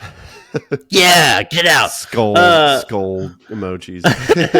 but so I think there is room for this when it comes to taking the faith element out of it. But when it does come to theology and faith, I think there is it's better to be more direct and more clear about things. Yeah, for sure. I think that's my biggest issues, because like it seems that I think that I know where he's going, but I would like more clarity on the issue. And hey, if Aaron happens to be watching this right now, he is more than welcome to clarify these things, even on the show if he wants to. But because like in this one statement, like this is kind of an example of it, is that he's talking about fundamentalism, he's talking about truth and whether it's solid, because he's saying like, but I think fundamentalism is like, no, these things are true. It's kind of anti-change, and then he says, true. I think truth is solid, but I also think things have to grow. So it's like I kind of would want more clarification on that. Is like, do you believe in an objective truth, or do you not? Yeah. Which I can definitely understand where he's coming from. Again, thinking like another thing is like I definitely was one of those people who I was raised to think like evolution is objectively false, no matter what way you see it. And now I have an understanding of like, there are Christians who believe in evolution out there, and there's theistic evolution as a thing, and like there's other concepts out there that like I don't necessarily have an opinion on one way, shape, or the other, but I do. It is nice to know that, okay, like there is actually a broader way to approach this, and it's not a foundational salvation issue. Yeah. Yeah. And I think that's really what fundamentalism boils down to, in my opinion, is it is a version of the faith that makes every single topic a foundational salvation issue. Mm-hmm. That is fundamentalism in its purest form. Yeah. Like I said, it's very pharisaical, and that is why it's so oppressive and it's so constricting, because it gives you so much anxiety, because it's like every single issue that you could imagine, it causes you to try to have to pick a side, leave no room for nuance, leave no room for growth. Mm-hmm. And if you ever think about changing your opinion, oh, well, now you're falling away. Now your faith is struggling. Now your faith is dying. And so this is why I say, like, a lot of people, when I hear about the things that they say that they're deconstructing from, to me, it sounds like fundamentalism. Yeah. It doesn't sound like necessarily true Christianity. Now, of course, that kind of falls into the no true Scotsman fallacy. But I think there is an objective space there, right? And I think it's important to say that, like, I know a lot of people love to crap on, people who say that they're the deconstructionists. I kind of every now and then I used to follow like the New Evangelicals. I don't know if you're familiar with them. I'm aware of them. Yeah. And I used when they first started, I kind of liked their stuff, but at a certain point I had to unfollow because it got to be a very toxic echo chamber. Yeah, I get you. It's a very toxic echo chamber of people like. But I do want to say, like, on this topic, like, there are a lot of people out there who've been very, very hurt by the church, and I completely understand why they felt the need to walk away. And a lot of people are raised in environments where their church community is so heavily tied to their faith that if that's the community that's absolutely hurt them in ways that no person should be hurt, like, I can understand why they're like, well, I'm just going to throw it all out. I do remember that I actually got to see My Epic on tour 3 times in 2019 maybe, which was crazy to me because before that they never really toured. But they came to Louisiana 3 times that year thanks to some guys that were booking shows at the time called Real Rock Club. They were on tour with As Cities Burn. They went to Baton Rouge, which, fun fact for you, even though they don't claim it, As Cities Burn is from Louisiana. They're from Mandeville, which is on the north shore of Lake Pontchartrain. I know because a guy I used to room with actually knew them, went to high school with them, had one of their high school demos they put out, and then they kind of were from Baton Rouge for a while. Like, I know, like, there's like I've met several people since I've moved to Louisiana that like know those guys. Like an old friend of mine's sister is the one that did the album art for "Son, I Loved You at Your Darkness." Oh, nice. Or Your Darkest or whatever. Now, So, like, I love all their ours. merch always says like all their merch always claims Nashville, but it did. I know they're no longer a thing now. Right. For real this time, maybe we'll see. Yeah. No one's ever. But Really anyway, did. but they were in Baton Rouge with As Cities Burn. They came to New Orleans twice. Once on, I think one was like the Ultraviolet tour, and I think one was on tour with Levi the Poet. Okay. Yeah. It was great, but I know Aaron used to, and I've heard Aaron do it several times, even at Audio Feed. He does this whole shtick where he talks about like, growing up and basically talks about like, trying not to throw the baby out with the bathwater and trying to figure out like, I think it's before he does the song Open Letter. Because Open Letter is all about this kind of stuff, like all having these questions, having these doubts, trying to figure out what to believe, what not to believe. And again, like I think we've both kind of said, I think there is a lot of truth to that. I think every believer needs to go through that period of time because your faith is so much stronger on the other end. And I think it's really good to realize like, okay, these are the things that are necessary and like fundamental to the faith. Yeah. And then these other things, maybe like there's a little more room to kind of have some different beliefs, some different opinions, Yeah. Like I'll say this, I personally, I don't necessarily see, this might be a bit of a hot take, but I don't necessarily, if I meet someone that's a Christian and says they're affirming or that they're pro-choice, I'm not the guy who's immediately going to be like, nah, man, like you can't be a Christian and have those beliefs. I can very strongly disagree with those options, but I think at the end of the day, like, I don't necessarily know if it's like a salvific issue. I think it all depends. Per se. And this is my issue is that, and I'm not quick to jump to that either. I mean, I think that there are some doctrinal things that if someone believed, it'll be like, no, that's a pretty Jesus core is a created doctrinal being. thing. Yeah, about to go St. Nicholas on him.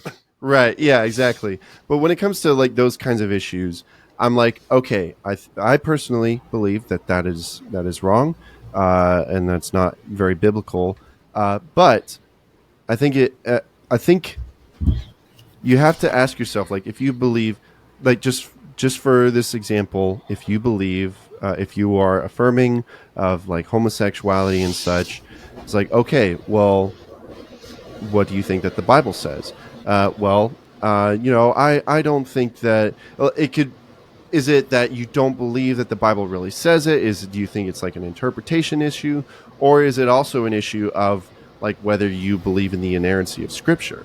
And that, I think, is an even bigger problem right there. So, that's something I've also been on a journey with, because I think inerrancy is definitely one of those things where it's like I would say that's like a core component of fundamentalism is inerrancy in its purest form. The Bible literally has no errors, whereas it's like in reality, if it has a slight transcriptive issue like error, that's an error, right? I kind of fall more into the camp that when I see inerrancy, I think the message and the concept is what is the inerrant truth, even if there is quite literally like a word that maybe wasn't translated quite properly, or like there's a comma here when there shouldn't be, and things like that. You know what I mean? But I think even with that, you have to be careful, because a lot of people will take that and go too far with it. Because like especially with people who do not believe that the Bible is like anti-homosexuality, they'll say like, oh well, the way that they interpret the word, it's not actually meant to be like same-sex relations, and none of those arguments actually have any groundwork or anything. So that's my main thing, is that if there are Christians, and there've been a lot, I've talked a lot about it on the show, there've been a lot of artists that have seemed to come out as like gay affirming and such, like Reliant K and kind of Switchfoot, sort of. And so it's like, okay, well, I disagree, but like where is this coming from? Is it coming from, do you even believe in the Bible anymore, or are you like, I don't know, are you, I guess, what's his name from BlackSheep Podcast, are you like more like open theism, stuff like that? So I think that's kind of the main issue, is that like where is this coming from? And I think when you get to the bottom of that, that's more of like, that's to me is more of when it becomes an issue of like whether of like a salvation issue, and like we can have that conversation, and that's okay, but I think the core of the issue is really what's important. I mean, there you go. That's the statement of the year. The core of the issue is the real important thing. But that makes sense to you? So deep. Yeah. And so that those are kind of my main issues. And so when I hear these things from Aaron, it's like I really hope that you still stay strong with the things that really matter. The core, like we're talking about, the core doctrinal things, and I think the other issue is just clarification on the things that he meant, because he is a songwriter, he's very artistic, and so sometimes artists kind of just have this way of being very vague and artistic in the way that they answer questions, and it's like sometimes very eloquent.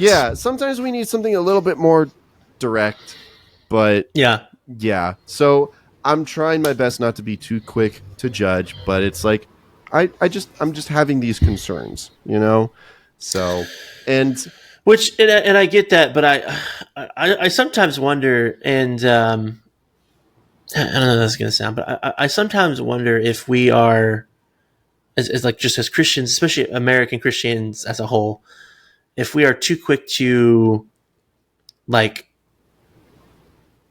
sometimes I'm like, you can have your concerns, but like, what, like, does it really matter that much? Like specifically to the person that you have the concerns about, if they're like a popular person, but also it's like, I don't know. I feel like sometimes we can be so quick to like get all like protest, get all up in arms about this new celebrity that we claim. I think we like to latch on to our celebrities because we're like, you see, Christians can be cool and popular too. Yeah. And then when they let us down, because inevitably they will, because they're human, we get all up in arms about it. Also, I really hate when it's like a celebrity does come out saying that they're now a Christian, like this happened to Justin Bieber, happened to Kanye, which yeah. we don't have to talk. We don't have to about the situation. but every time a big celebrity comes out and says that they're a Christian, I hate the fact you have so many people that are like, well, we'll see. Yeah. Well, I don't know.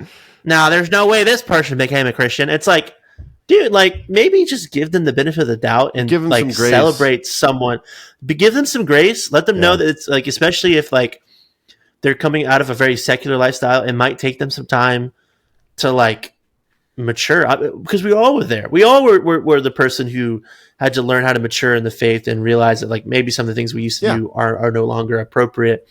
You know, like I know Justin Bieber's like had some hard phases since he started hanging out with Carl Lentz a lot, and I think he's kind of mellowed out again now. But you know, but there's just I don't know, man. I think we're very quick to latch on to Christian celebrities, and this is why we have all these celebrity pastors that end up letting us down as well. Because like I love how Ruslan's always saying that there's a lot of pastors out there, like these big name pastors, that maybe if they had started their careers 10 years later, they would have become content creators instead of preachers. Yeah, I think I remember him maybe saying like that. like someone like Michael Todd. Michael Todd, phenomenal content creator. Sure, yeah. He's got a little out there sometimes as a preacher. Like I'm not one of these like anti-Michael Todd people necessarily. I don't really listen to him enough to have an opinion, but I definitely will see the viral clips and I'll definitely be like, yeah, that was a little weird. Pulling a bunch of syrup and sprinkles all over a Bible on stage. Yeah, I mean, I think it's the same with like Stephen Furtick. You know, he would definitely be an influencer if he didn't have a church. Oh, for sure. I mean, even someone like Carl Lentz, I think, would have been much better off doing that. And so, but I think what we do is, and it's really weird because I think it's in the concept of like preachers and but we're not quick to support people who want to be artists. Like if someone wants to be a musician, it's like, oh, well, you should be a worship leader. But I mean, like if someone wants to be a filmmaker, it's like, well, you should make Christian movies. It's like, well, maybe I just want to make movies, right? Yeah. Sometimes my faith might be a part of it. Sometimes it may not. But sometimes maybe I want to make music that blatantly talks about my faith, and sometimes maybe I don't. But it's like, it doesn't mean that just because I write a song that doesn't blatantly say Jesus doesn't mean I don't still believe in Jesus, right? Right. So I think but I think especially when it comes to people that like, if we see that they have a natural charisma, that they're good to talking about people, we just assume like, oh, you need a platform.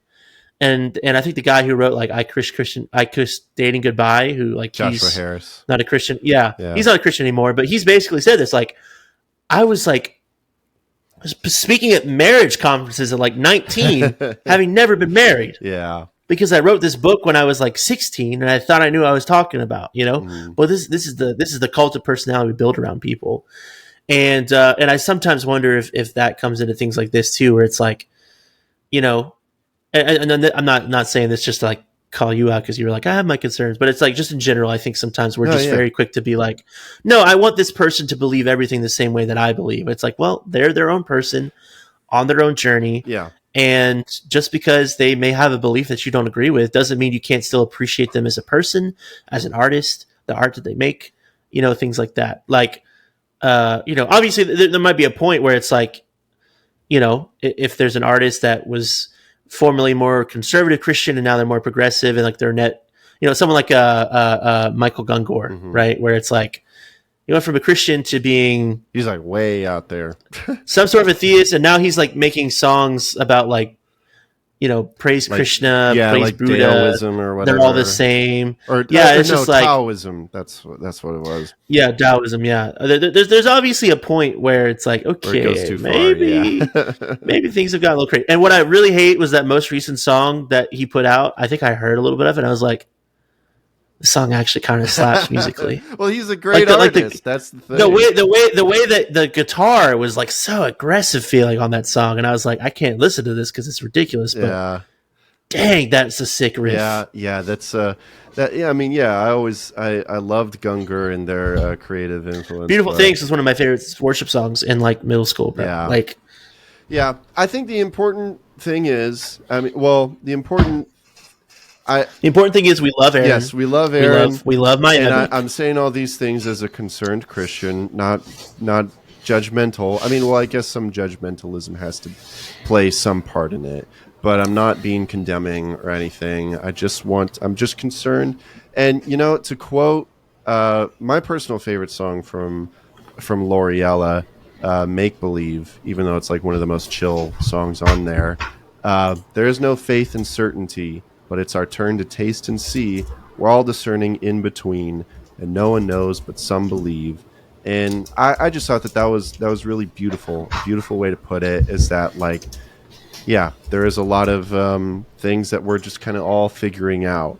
But I think the important thing is to trust in God, trust in His Word and what it says, and we're all just doing our best, Yeah. you know.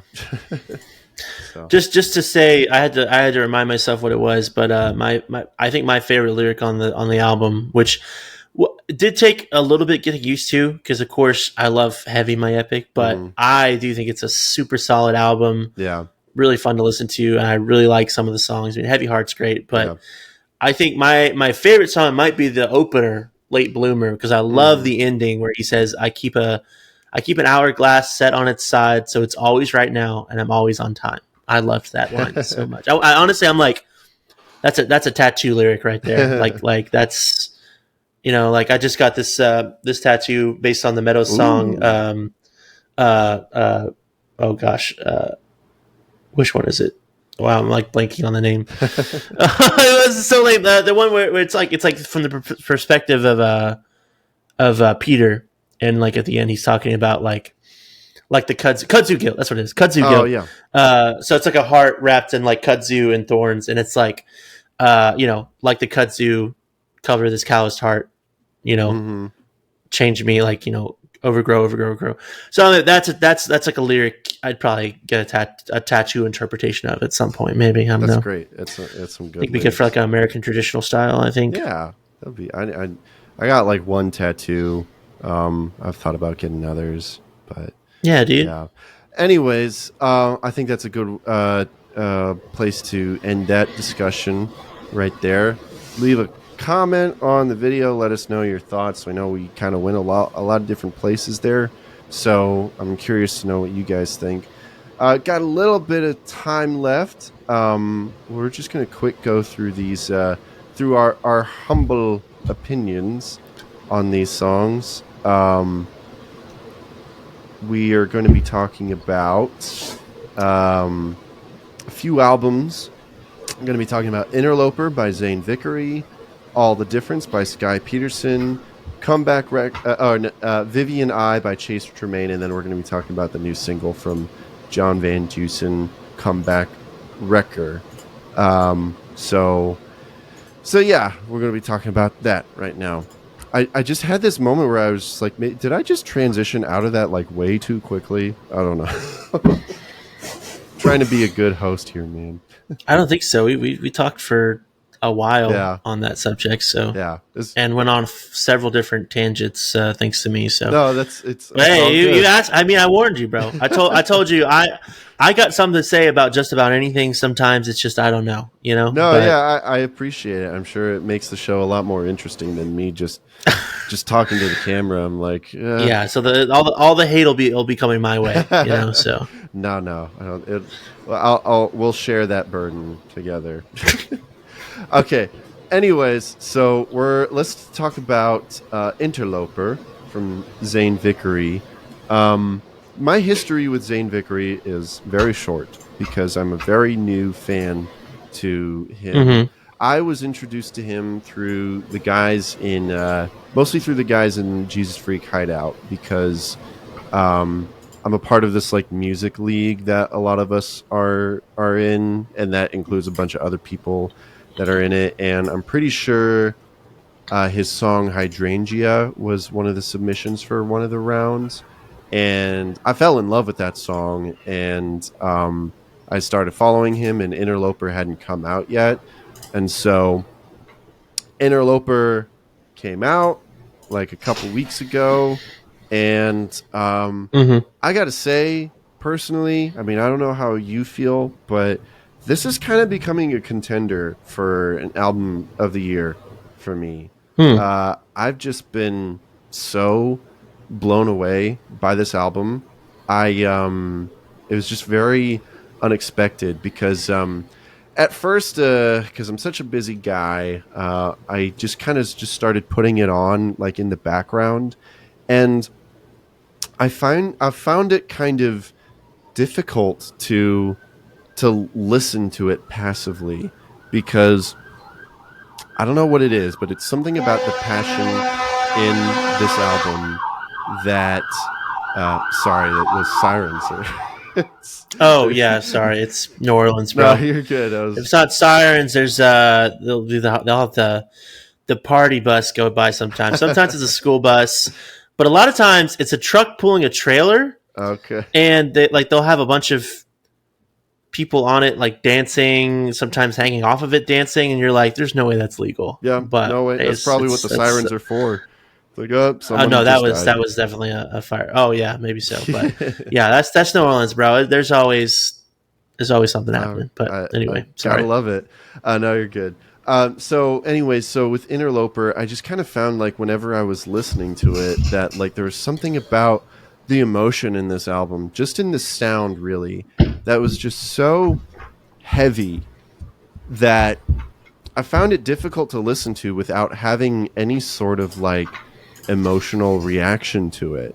I don't really know how to describe it. Like it might have been his voice or just the sound of the whole record.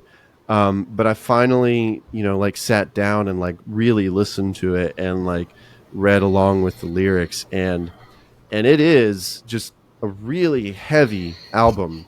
And on this show, I tend to praise authenticity a lot, and this album is authentic, if nothing else. And it's not even really, I don't think that it's like a concept album about like one particular thing. He just seems to be like laying out all of his like his demons, for this album, talking about there's a lot of songs about his strained relationship with his dad. And if I can take this song literally, I'm pretty sure there's a song in there about how he accidentally killed someone in a car crash. It was because some guy with dementia decided to drive his car, and they crashed, and the old guy died. If I'm taking that literally, then that happened in his life, I guess. And then there's a lot of songs about his like past relationships, and with his current relationship with his wife, and songs about being a father. I love Sad Dad's Club. A lot of things about like anxiety and all that, and ultimately, because you got to wrap it up with a bow. It's ultimately about just like putting your trust in God, even through all of those things. And it sounds great. It's like a good mixture of like just really heavy rock. I kind of hear some like Manchester Orchestra in there, but there's also some touches of folk acoustic in there as well. Very dynamic, and I don't know. I've just kind of been falling in love with this album. I don't know. Did you get much of a chance to listen to it? I kind of skimmed through it a little bit in preparation for this episode. Yeah. I didn't really have an opportunity to give it like a really intense listen. Sure. And from what I skimmed through, it kind of felt a little too CCM for my taste. But really? I just some of the songs I kind of skimmed through. I don't know. I just felt like a sound that I'd really just heard a lot of, in my opinion, I guess. Did you listen to the right record? I think so. But maybe I just need to actually like really sit down and give it a good listen, especially after all the high praise you've given it. So I really don't really feel like I can give an opinion one way or the other. Sure. Just because I just really wasn't able to get the attention it deserved. That's okay. And this guys, for those of you who are watching, for my co-hosts, basically what I do is that I give them a list of the things that I know I'm going to be talking about. And it's like, you guys can listen to this if you want to be a part of the conversation, but it's not necessarily like required or anything. But so yeah, you're totally good. I would encourage you to check it out, and just to make sure that it's the right album. It's the album cover is Zane Vickery. He's on the album cover. Yeah, he's like tattoos on his arm. But yeah, That's interesting. Which song is which one is the car crash song? Because I definitely want to listen to that one. That one is I'm pretty sure it's The Grateful and Grieving. Okay. Ooh, 6 minutes. Okay, yeah. Yeah, I'm pretty sure that's the one. There's a lot of these songs that there's a lot of like heavy music influence that kind of even gets into like a little bit of hardcore sort of. So yeah, and there's also songs like Sad Dad's Club that have a little bit more of a dream pop kind of influence on it, but it's all mostly just like very like just heavy kind of a sound, but like atmospheric and melodic. So kind of like post rock kind of stuff. Yeah, pretty much. I'm not always very good at like the genre definitions and stuff. No, me neither. But yeah, I would encourage you to check it out. I'm very curious as to how you got a CCM sound from that, but that's okay. I don't know. Maybe it's just not heavy enough for you. Maybe, man. I just have too many flashbacks to listening to Air One every day growing up. So there you go. Which back when it used to be good, though. Yeah, Christian radio used to be good, like all around, right?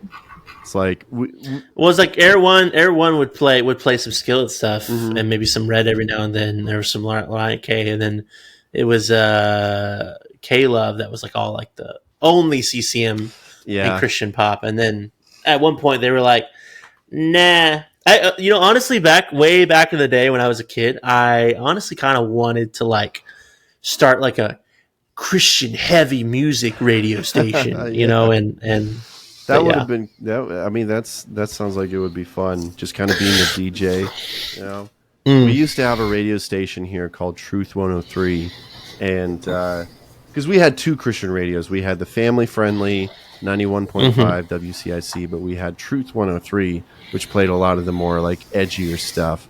Like they played some rap, they played some like some of the heavier stuff. That's real edgy for Illinois. Yeah. Radio on hip hop on the radio. That's unheard of. I never heard of it. Yeah. So, but then they had to close down for some reason. I guess lack of funding or something. But, that's sad. Yeah. Anyways, Interloper by Zane Vickery. I've been really falling in love with it, so I definitely recommend you guys check it out. Very exciting new artist. So, yeah. Tell me it's all right.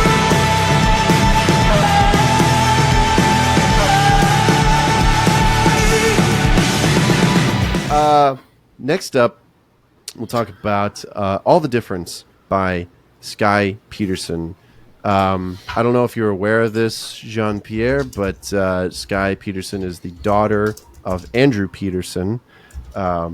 Pretty popular, Christian singer-songwriter guy. And not popular enough. I'm not familiar. You don't know Andrew Peterson? Oh, man. I might know some of his music, but you definitely have not had a conversation with Benjamin Daniel then, because Benjamin Daniel. Oh, I love Ben. Yeah, he's like his biggest fan, and he would say that Andrew Peterson is like one of his main inspirations. And Skye Peterson was actually on one of Benjamin's songs. Okay. I'm blanking on the name. I know what it is, but I have the song in my head. I just can't remember the name. Marrow. Yeah, the song. Right? That's the one. Yeah, Marrow. She featured on that song because Benjamin is actually pretty like Andrew Peterson's son helped produce a couple of his albums. Asher Peterson. So yeah, Andrew Peterson, I would highly recommend him if you like singer-songwriter stuff. But Skye Peterson, she's kind of been breaking out into the music these days, and this is her recent album. And I'd say I really enjoy it. It's not like groundbreaking by any means really. Excuse me. But it's nice. I mean, I'm personally a fan of like the kind of folk, acoustic kind of sound, and so this fits right in there. And she has some very thoughtful lyricism in there. She talks a lot about, things of faith and how personal it is for her. She's also got a song about her. She was very recently married, so she has a song about that. But just some very thought-provoking stuff, and it's just a very nice, simple kind of listen. Although I really like the production. There's just kind of like these little kind of minor touches that are really cool, like these little percussion parts and some of the effects on her vocals on sometimes. So it's definitely not a boring record at all, but it's just very simple. So excuse me. So yeah, that's all I really have to say about it. Did you get a good listen on this one? Yeah, I skimmed through it a bit, and thought the music was fine. I definitely like folk, not necessarily in this particular version that she went with, but it's kind of like the atmospheric folk poppy sound. But and I thought she has a really nice voice, but just not necessarily the kind of album I go for. Didn't really typically speak to you. Yeah, it kind of felt like the album I'd like put on the background while I was reading, or sure, like maybe if I'm, or like sometimes if I'm like not like going to sleep, but I'm like just taking like a nap, like sometimes I'll put on just some ambient lo-fi or something like that, and I feel like this is the kind of album, and I don't mean that as like a this dig. This is the kind of album that I sleep to.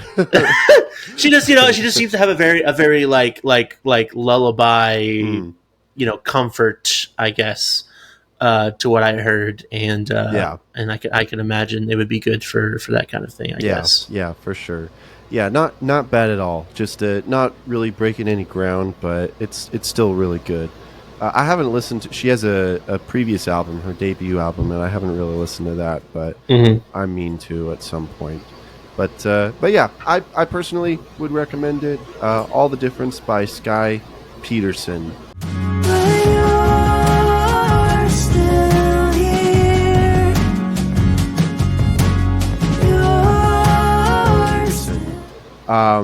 And speaking of lullabies, as you said, Jean-Pierre, we have the new full. Well, I wouldn't say full, because Chase has called it more of a mini album.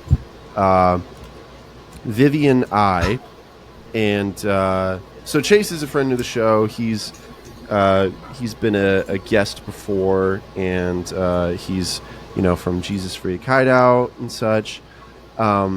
And he's released a lot of really good music that I really love.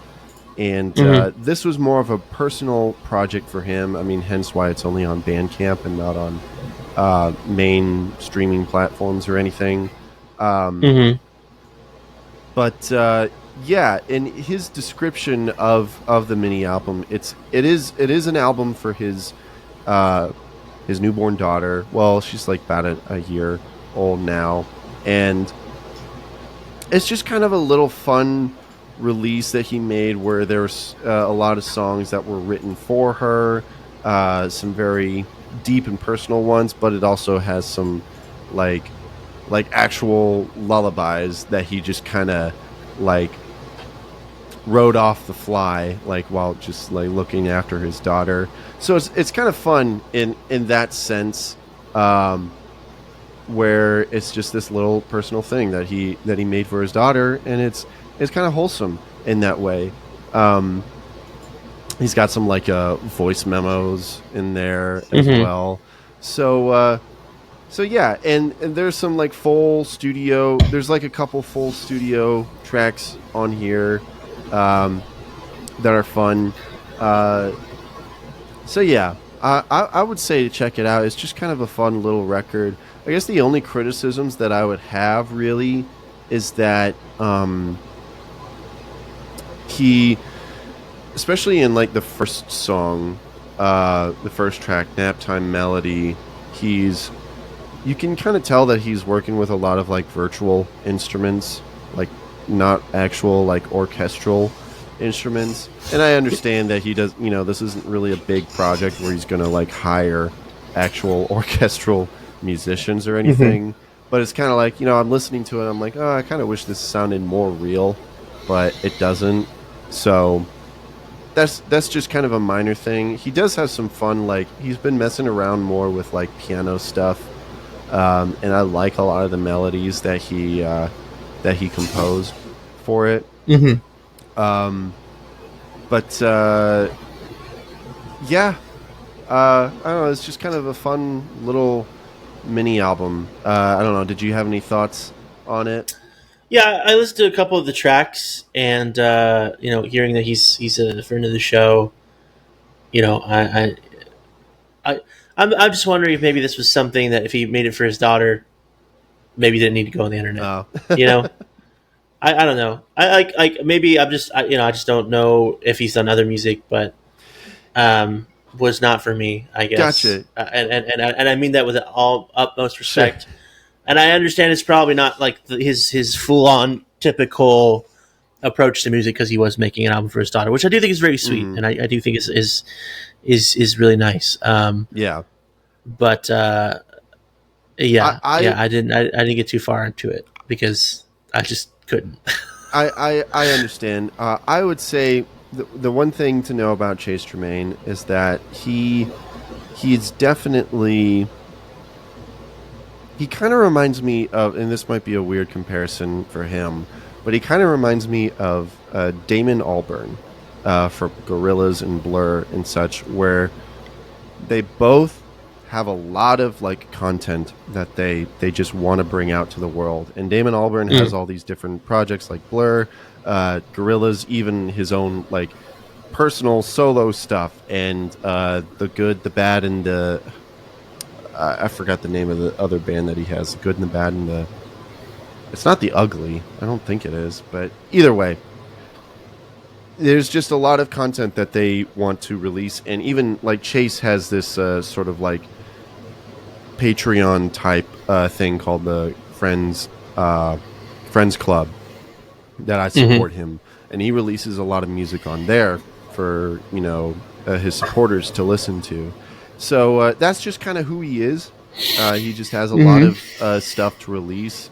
I'm a little bit more different with my stuff. Is that like I when I feel like something needs to be released or even like just recorded in general, I kind of take my time, and it's like I don't really release something unless I like really feel strongly about it. And not to say that he doesn't feel strongly about the stuff that he releases, but he just has a lot that he wants the world to hear, and that's great. And I would recommend his, like, I guess for lack of a better term, mainline albums, like Development and Compromise is a great one, and his most recent full-length album, Accidental Days, is really great. A lot of like May influence in there, and just kind of like indie rock sort of. So yeah, I think that this album was a bit more stripped back in terms of like production sort of, as opposed to like his other albums, like where he actually like went into a studio to do them. So yeah, we have a lot of love for Chase. This was just kind of a little simple little release, and it would make sense that why he wouldn't really put it out there on all platforms. But yeah, if you're a Chase Tremaine fan, it's enjoyable, So yeah, and I just want to say I'm not a Chase Tremaine hater by any means. This is my first exposure. We're not haters at all. We don't even hate. Don't come for me, Chase. Yeah.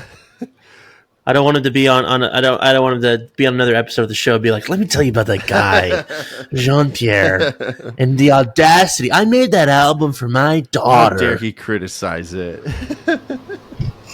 It's a good thing. Why would you criticize a good thing? But I mean, I don't know. You guys might be sharing an episode at some point. Yeah. If I get both, he can. If I get all of you hosts on for once, he can talk to me to my face if he wants to.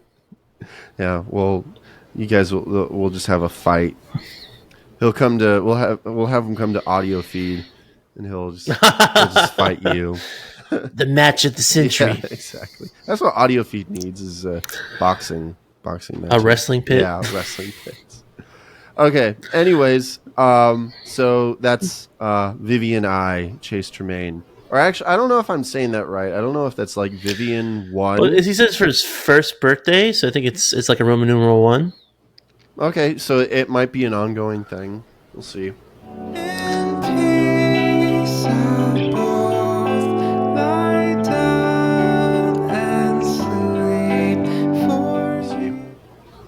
But okay, so last but not least, we got the single to talk about.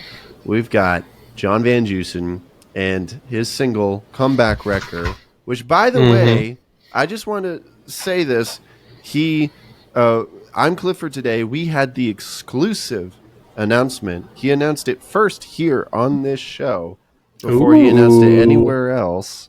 That the single was coming out, and even I think it was the first time he even mentioned the album. Which is that's awesome. I forget the title. I've got it here. Anthem Sprinter. Yeah. So this is the first single off of his upcoming album, Anthem Sprinter, and it's a pretty interesting idea of an album where it's basically he's taking a bunch of music songs that he wrote like before starting his solo career, and he's just kind of like bringing them out to the world now with a little bit of a revamp to it. I know that he said with Comeback Wrecker he kept the chorus, but I think he might have changed the verses or something. But yeah, so this is the first single, and I think it is an all-out jam.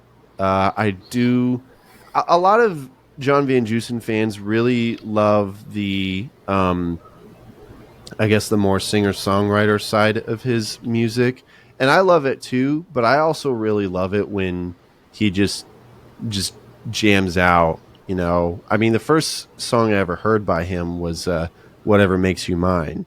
And yeah, same. Yeah. I was going to say, that was my first time hearing about him when he signed a Tooth and Nail. They put that song out, and I liked it.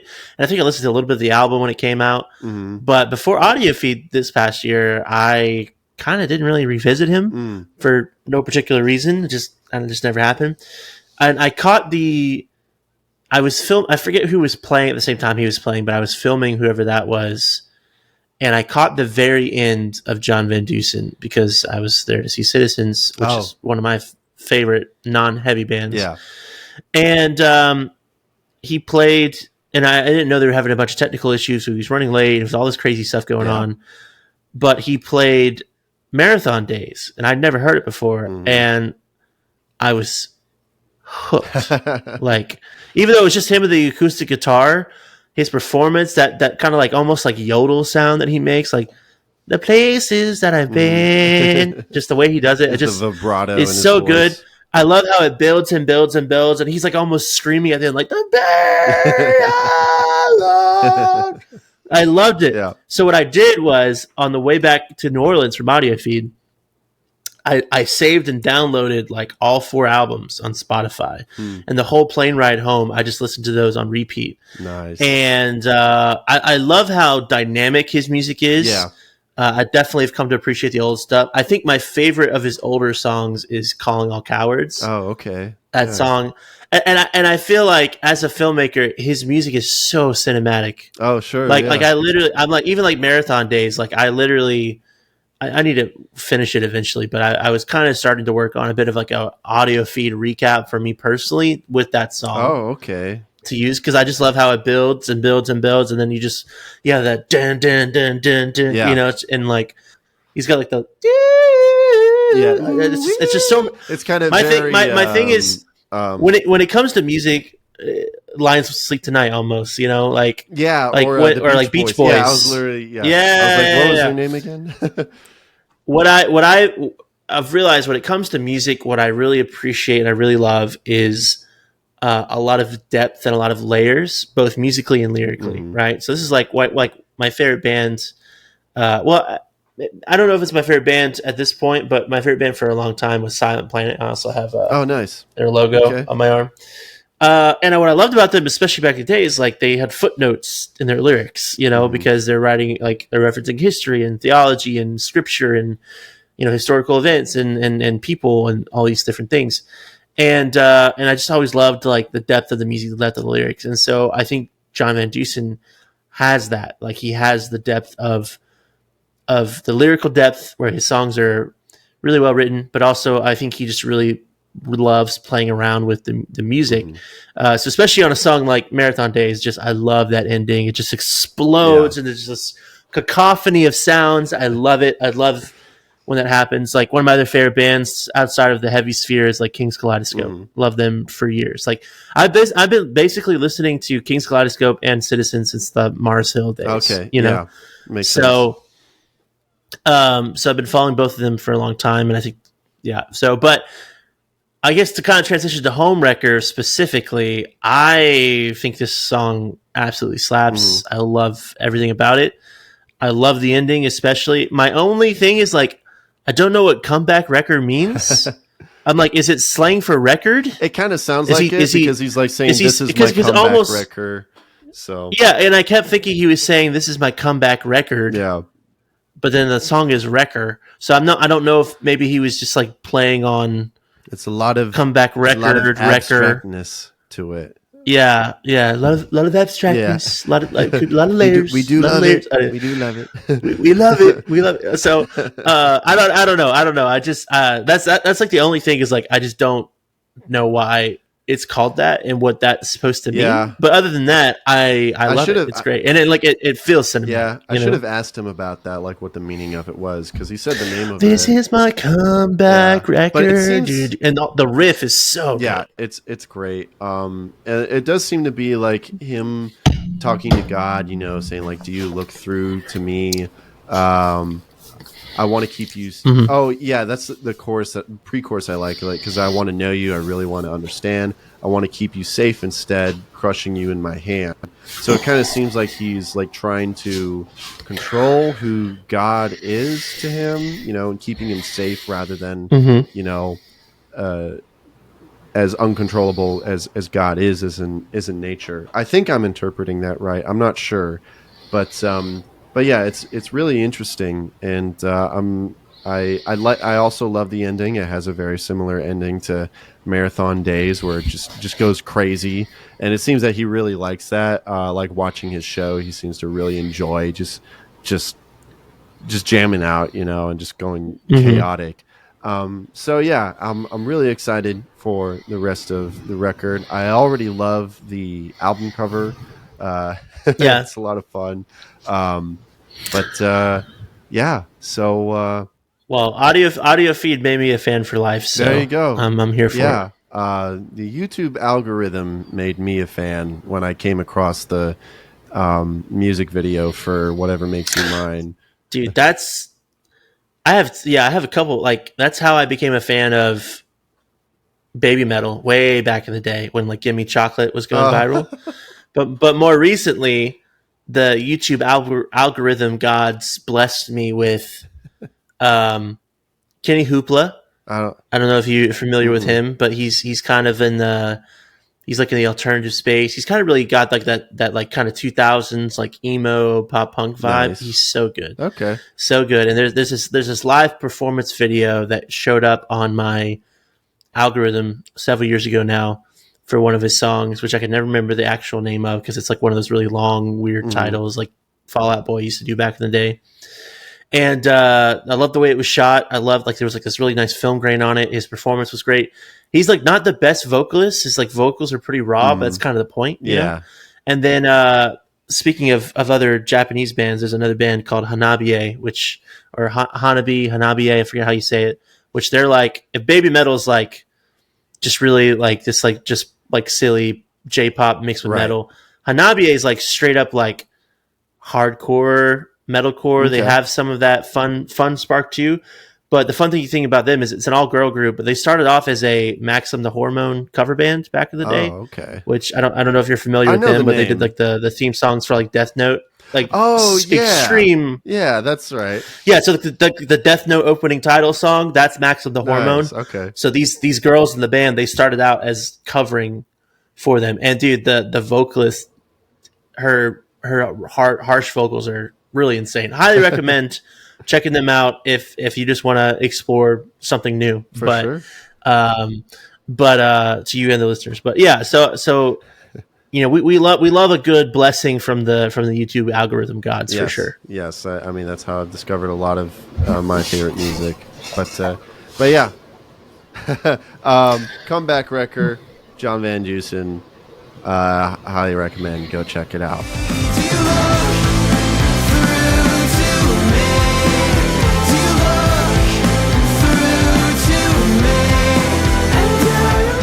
And that's it for our humble opinions.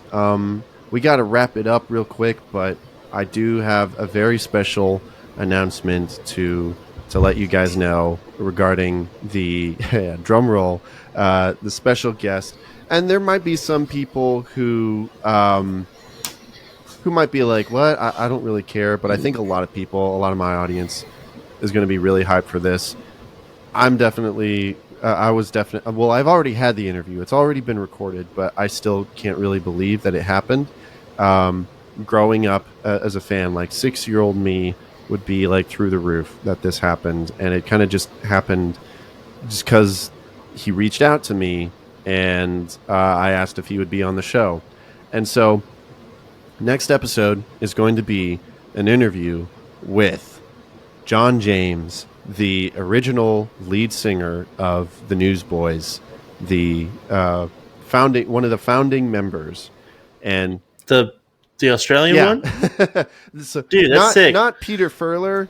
So like Newsboys. Oh, yeah. So like, I think that's the one I'm thinking. Okay, of. So I'm thinking of like we're all singing glory, glory. Oh no, yeah, that's Peter Furler era. Okay, never mind. My bad, John. No, my bad. If you watch the music video to "Take Me to Your Leader," he is the lead singer on there. Because that's the thing is that Newsboys have had a complicated history of lead singers. Because of course, Michael Tate is the lead singer now. Before that was Peter Furler, but before that, it was John James and Peter Furler. Peter Furler was the drummer, but they shared lead vocals. But like John James was like the original front man for it. And he kind of famously had to step away from the band. And the original announcement was that he was going to focus on like ministry and such. But the truth was that came out years later was that he had a battle with substance abuse, alcoholism, and drug abuse and such. And that was why he had to step down from the band. And he's had this whole amazing testimony about it. Wow. And he's coming out with the first music that he's ever released since leaving the Newsboys in over 25 years. And so he wanted to come on the show and talk about it all. And so that's awesome. Very exciting for me, and I think a lot of people will enjoy that conversation. He was so nice, really funny, and just easy to get along with. And so I'm really stoked about this. And it's cool that like this show has gotten to the point where it's like it almost seems like I can have like anyone on the show, anyone that I look up to almost. And so that's all because of you guys, because you guys watch, and I really appreciate it. So yeah, it's really interesting how like the Christian music niche, like if you're, outside of like your really big, super famous like CCM stars with like millions and millions of fans, anyone that's like just like kind of more of a normal person, like even like a lot of smaller bands, like they're so chill, they're so like I just encourage to the listeners out there, if you go to a show for your favorite artists, don't be afraid to go up and talk to them. They'll probably be super nice. They'll probably they most of them love getting to talk with people who appreciate their music, and let them know like, hey, I love your music. I appreciate it. It's helped me through this. It's helped me through that. And because they need encouragement. It's not easy being out there on the road. Especially at Audio Feed. Most of the artists that play there are super chill. They're literally, like I love watching the artists. The artists will finish playing a set, and then they'll immediately all break down their stuff, and then they'll go over and watch one of their favorite bands play a set, Yeah. It's so much fun. It's interesting because like Audio Feed, it's like half the bands are like bands, and then half the bands are like audio feed people who just so happen to play music. And that line is kind of blurred too, because there are people that play there that also just love going to audio feed. So yeah, it's great. But yeah, anyways, that's the announcement that I had, and I think that's all we got for today. This has been a really fun episode. Jean-Pierre, JP, thanks so much for joining us today, and I hope you will join us for many more episodes to come. As long as anytime, as long as it works out for everyone's schedule, because obviously it didn't work out for everyone's schedule today. Anytime you want to talk about something super controversial, I'm there. Awesome. I love it. Awesome. All right, well, we gotta love the spiciness on this show. It's what we're known for. Hey, I'm Cajun. If there wasn't any spice, my ancestors would haunt my dreams. So, see, I'm very Irish German, so not a lot of spice in me, except in my my love. My love is spicy. There you Anyways, we're gonna end this show before I derail it. We'll see you guys in a couple weeks. See ya. Hey, this is Stephen Christian from Amberlin. If you like this video, be sure to leave a like, and also feel free to subscribe to I'm Clifford Today. For those of you listening on Apple Podcasts, make sure to leave a rating and a review. Also, be sure to check out Clifford's Clips and Highlights channel. I'm Clifford Today. If you want to hear more from Clifford, check out his other podcast, Podwood Forecast. And there's always t-shirts and other merch you can buy, so be sure to take a look at that. There are links to everything in the episode description, so thanks for stopping by, and remember, he's Clifford Today, and you're not.